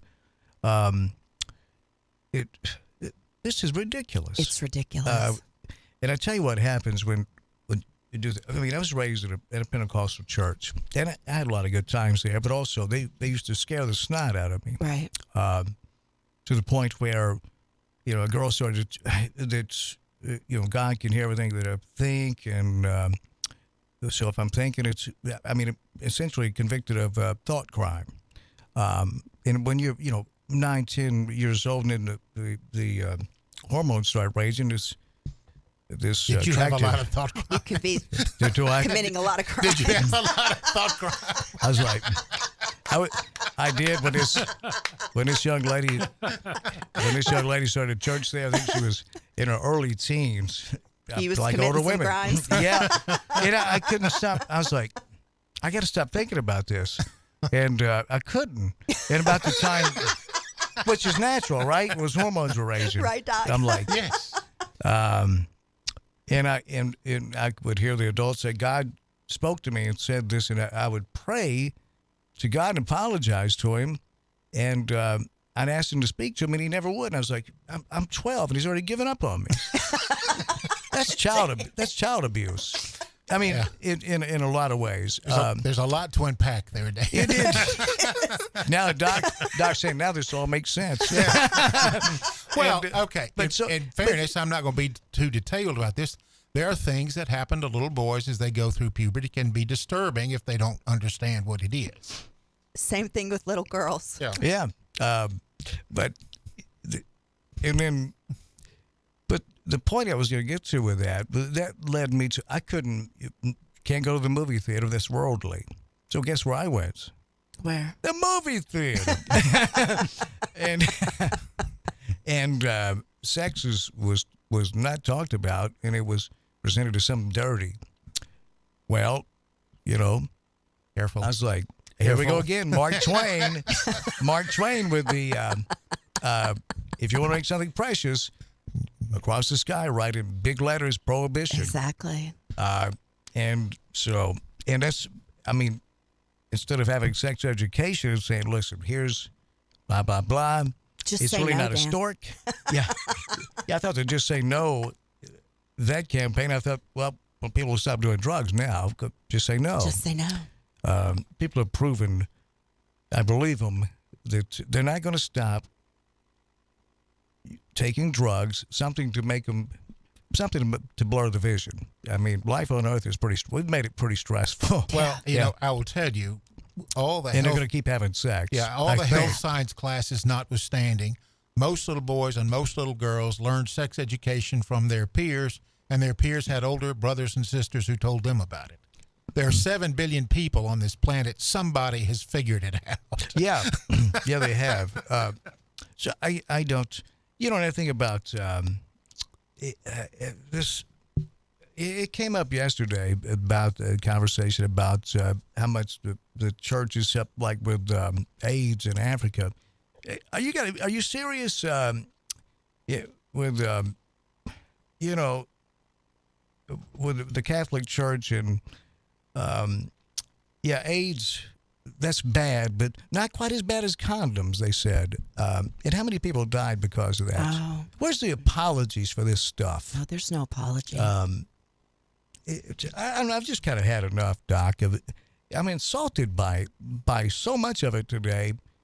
And the thing I don't understand is why, because you get what you put up with. They're not going to stop. They're going to keep pushing until we say, hey, you work for us. I'm afraid people see these politicians on TV and they think, what? You know what? They're stars. They're better than me. They're cut above. No, they're not. They're just people. And those people are serving the interests of the corporate daddy. And I don't know why we don't just say, this is a problem. We got to fix it. And take Citizens United out back and put a bullet in it. That's a lie. It doesn't benefit the citizens, and it doesn't unite us. It allows it was the final nail to let the corporations come out of the shadows and buy the government right out in the sunlight. That's what it did. The solution, the real fundamental solution, is that families ought to be the purveyor of values, ought to, in most circumstances, be the purveyor of sexual education and morality. And everybody in America should stop looking to the government for answers to everything, and lower your shoulders and grit your teeth and face life head on. But I don't think that's happening. I don't think if this is a case that we're looking to the government for answers. The government is taking it upon themselves, but they're not doing the work of the people. Again, with health care, 70% of American people want a single-payer health care system. A representative republic, okay, you represent us. That's what we want. Why don't we have it? You have it. The politicians have it. The health insurance lobby is why we don't have it. Exact money. Here we go again, money. So, and Doc, I'm sure you've had a lot of frustrating moments with health insurance companies getting between you and your patients. Yeah, on the break. Yeah, the increasing administrative burden placed on doctors by health insurance companies and the government makes it, you get increasingly where you're filling out papers, you're not seeing patients. And then the government whines about, we don't have enough doctors. Well, the reason you don't is you give us too much to do. Useless paperwork. That's not doctoring. No, that's not doctoring. Filling out paperwork. You're right. It's, I would assume the cost of malpractice insurance is pretty high. It is. He said it is. It is. The man said it is. Larry, you have any thoughts? I mean, any. What do you think about don't say period, Larry? I'm not for that. It's wrong. You know what it is? It's about scaring little girls. That's what that is. It's just wrong. Because it's ideal that your mom or your sisters or whomever answers those questions, but sometimes those people aren't available to little girls, and they need some education. And if they can't get it at school, they're going to be traumatized when they get their period. It's sad. It's true. What's going on with all these cultural warriors out here? I don't understand the end game here. I don't. They're stomping all over the Constitution, rewriting history, and saying they're conservative, but they're advocating for a big government. Yeah, we need less government. The solution is less government, I think. I think a new government, really. A new government. By the way, if we were to scrap this and start over, let's just say we found a new piece of land before the corporations come in. We're setting up a society, a democracy, say a representative republic. What would we keep in place that we have in place right now? Anything. Would we keep in place would we have a two-party system? No, it needs to be about a 7-party system. Right, because I hear allegiance to political parties, not our country these days. And I'm telling you, you're not in that group. You're just not in it. They just want you. You're rooting for your favorite football team, essentially. It's like when the Steelers win the Super Bowl. I never got a ring. I didn't go to the White House with them. But I was rooting for my favorite team. I'm a fanatic. And we have fanatics now over politics. That's crazy. It's fanatical, and they get you over emotional. And these kids are seeing parents yelling at the idiot box, sitting in the corner of the living room, and that's what's raising these kids. No wonder these kids are nervous. I'm nervous. I mean, I'm nervous. I'm always nervous. So, Doc, do you have any nervous pills? COVID-19! What they used to call it at the church lady said, my nerve Xanax? pills. Yeah, I got to take my nerve pills. Mother's Little Helper. Yeah, Mother's Little Helper. Rolling Stone, yeah. Nerve pills. What was that? Was that what do you think that was? Probably Valium. Xanax or Valium, yeah. Not that I know anything about that. Right. Larry, any of this talk ever get kicked up on Curvy Girl? What's going on Curvy they're Girl? all too old to worry about periods. You don't need to hear things like that. You just a boy. Lord have mercy. You need to think about good thoughts while you're still a boy. He's cracking up. He cracked himself. Help. Yeah. Well, that one. What's that's Curvy my fault. Girl? That's I my think fault I know what it asking. is. It's what is it? A Facebook page? Yeah. It's a group that He's a wedding crasher, sort of he's a curvy girl crasher. Gotcha. And Melissa was saying, I don't make a big deal about this, but Larry is making everybody nervous. He's on Curvy Girl. It's a private group. He's on there liking stuff and commenting. Larry. Saying, hey, girl, you want to come over and play? Hey, girl, hey. Yeah, you want to come over and play Candy Crush tonight? It's making them all nervous. Objection, hearsay. Well, I mean, One of them actually came one time and got mad and left because there really wasn't any candy. She didn't know it was a game. Yeah, Larry presented himself as a French model. I have like... Oui, mademoiselle. Larry, go out and buy you some candy next time. You can avoid any heartaches or misunderstanding. If she opened the door, Larry, Curvy Girl. Larry said, you want a little donut? He's eating powdered donuts. I eat some Yeah. Our launch party's coming up on April the 21st. Yes, and it we've is. got three-time Alabama Band of the Year. They play a lot of the 80s and 90s pop, rock, and country hits. They are fantastic. Trumaine. And they're going to be here playing live out in the parking lots. Budweiser will be here with all those Budweiser tents and beer and Marco's Pizza, Blacksmith Restaurant, Besso's, Chicken Salad Chick, 731 Cookies, The Wall have all committed to be here. These restaurants, and we've got more coming. Got more. Got called Mary. I'm sure they'll want to be here with Mulligan's and of course Bourbon and Barley's. So we're going to have plenty of food, plenty of drink, and great music. It's our launch party on April the 21st from 5 till 7 right here in the parking lot. If you know where Cambridge Men's Store is, it's where they sell Bertolini, Mantoni, and all right, Curvy Girl. Mantoni, Bertolini, all the Italian guys over there, Pacino, Pesci. They've got a tailor on staff and a seamstress on staff as well, because it doesn't matter what you can get a Bertolini quality suit, but if it's not fit, and Gina, it just doesn't look good. No. Guys need to understand that. It doesn't. Need to be fit, right, Doc? You know That's right. You're classy. Larry, we're not talking to you right now. We'll get some fireworks. All these restaurants, they gonna bring biscuits with a little mustard on them. Doc, I'm sure they will. You don't need to hear things like that. You just a boy. Yeah, but you need to think about good thoughts while you're still a boy. That's right, but there's going to be plenty to I eat. kind of want something other to eat. No, but there'll be plenty. I promise you to eat here. Some French fried potatoes. That's right, and we also have the Redcoats will be here. Yeah. Ribbon cutting. The Jackson Area Wide Chamber of Commerce will be. It's going to be a huge day, and Huge you're all party. invited. All of you. I'm trying to make arrangements right now to get one of those, those huge flag men that stand out front and wave their arms wildly. I'm trying to get one of those arranged. Well, I'm now, super excited. Right now we got Larry. Larry's going to do that in case we can't find one. But Rick could do it, because anytime if you don't go along with him 100%, people like this that start waving their arms, Start flailing about. in a kind of a menacing way and making loud noises. He'll do that. Well, if it doesn't work out, I'll give him a call. That's April the 21st, and we could actually put him out near the near on the road. street. Yeah. The street's a great place to. I will say that. BioTE. Now, Gina, you've been doing BioTE. What is it? Are you your second week? About a week and a half.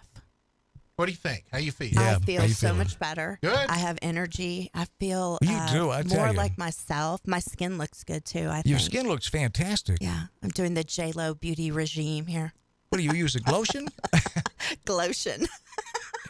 Larry said, what is it? A Jergens? Lotion. No, you look fantastic. Thank you.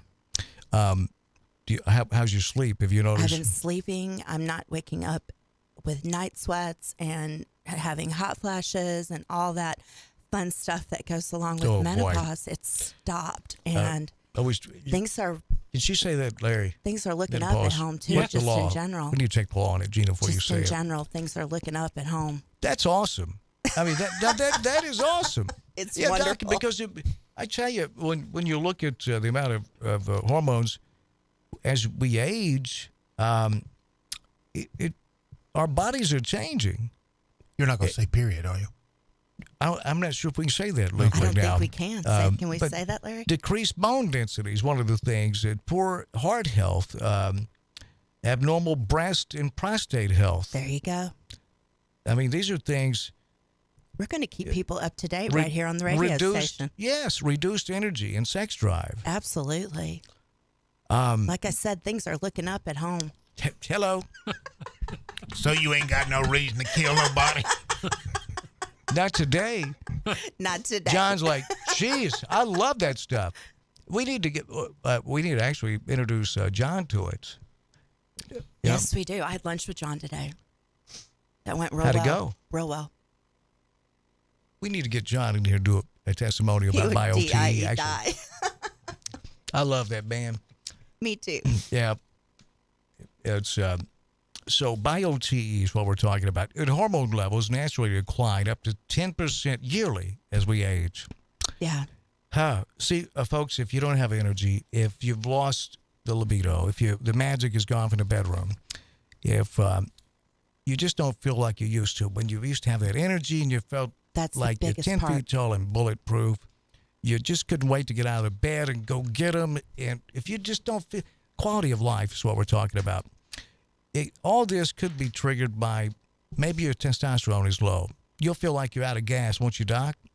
That's correct. Now, I got to say, I have some experience with this, and a lot of people swear by it. They say it just makes a huge difference. Yeah. And so that's good news. Yeah, I mean, I certainly do. I do. And Gina's 2.5 weeks. I've been doing it for 5-6 years now. No, a week and a half. Week and a half. And Kim's going to be here tomorrow morning at 8 o'clock. Oh, yes. Talk about it. Yeah. Yeah, Kim was fantastic. The concierge. The concierge. Yep. So, BioTE. I'm 55 years old, and my testosterone is 1,200. That's where it was at when I was 23. You hear people say, I wish I knew then what I know now, meaning that I've got this knowledge, but I'm tired. I just want to sit in a recliner. Pardon me.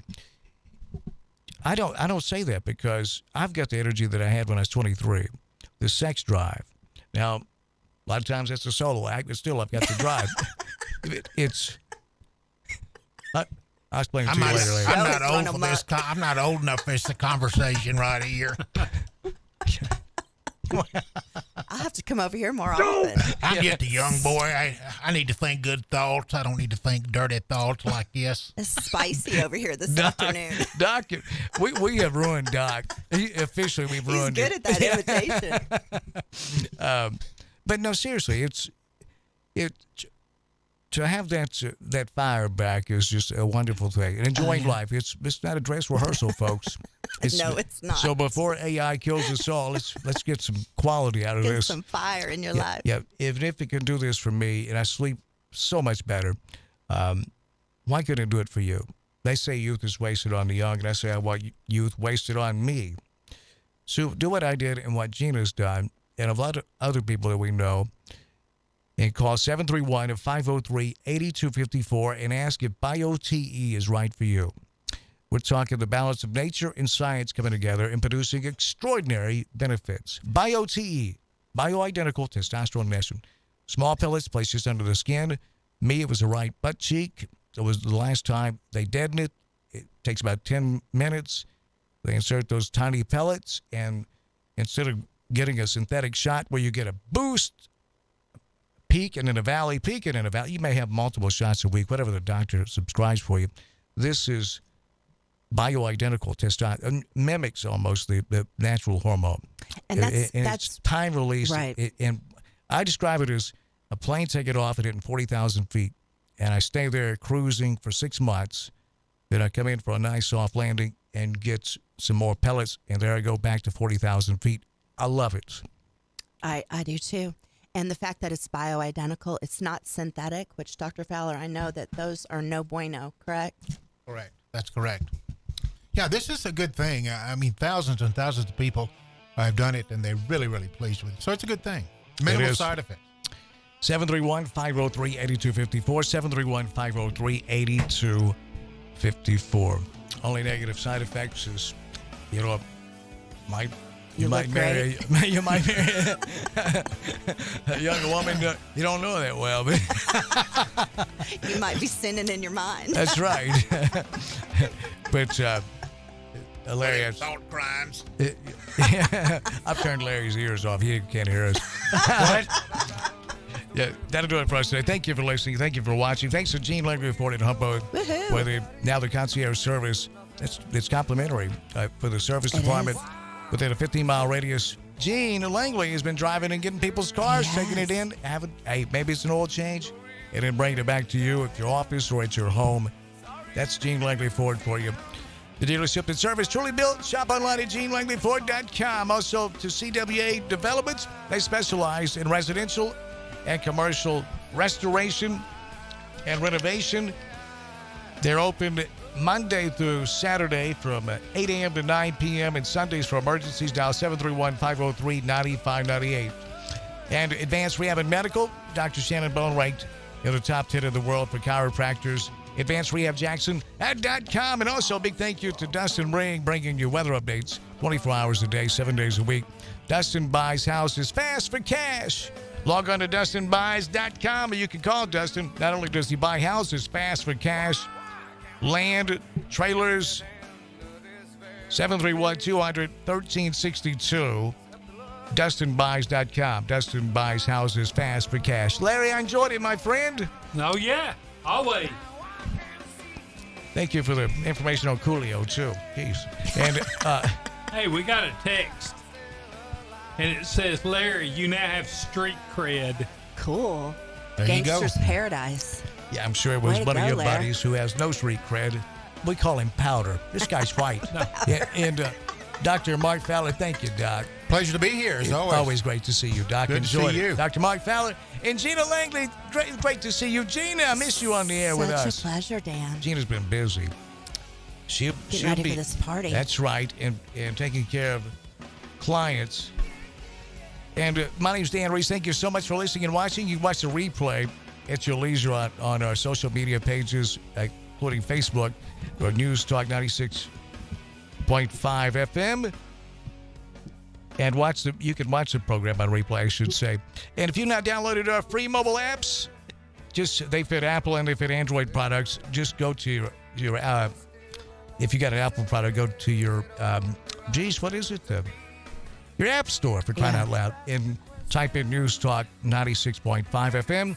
Same thing for Android. You'll go to your Google Play Store and type in News Talk 96.5 FM and take our free mobile apps wherever you want to go. Well, wherever you go, we don't care. And if you go to Florida, don't say period, right? Exactly. Now, also, our website is embedded, and it's the best website, I think, around, newstalk965.com. Have a wonderful evening. We'll be back with you live in the morning at 6 a.m.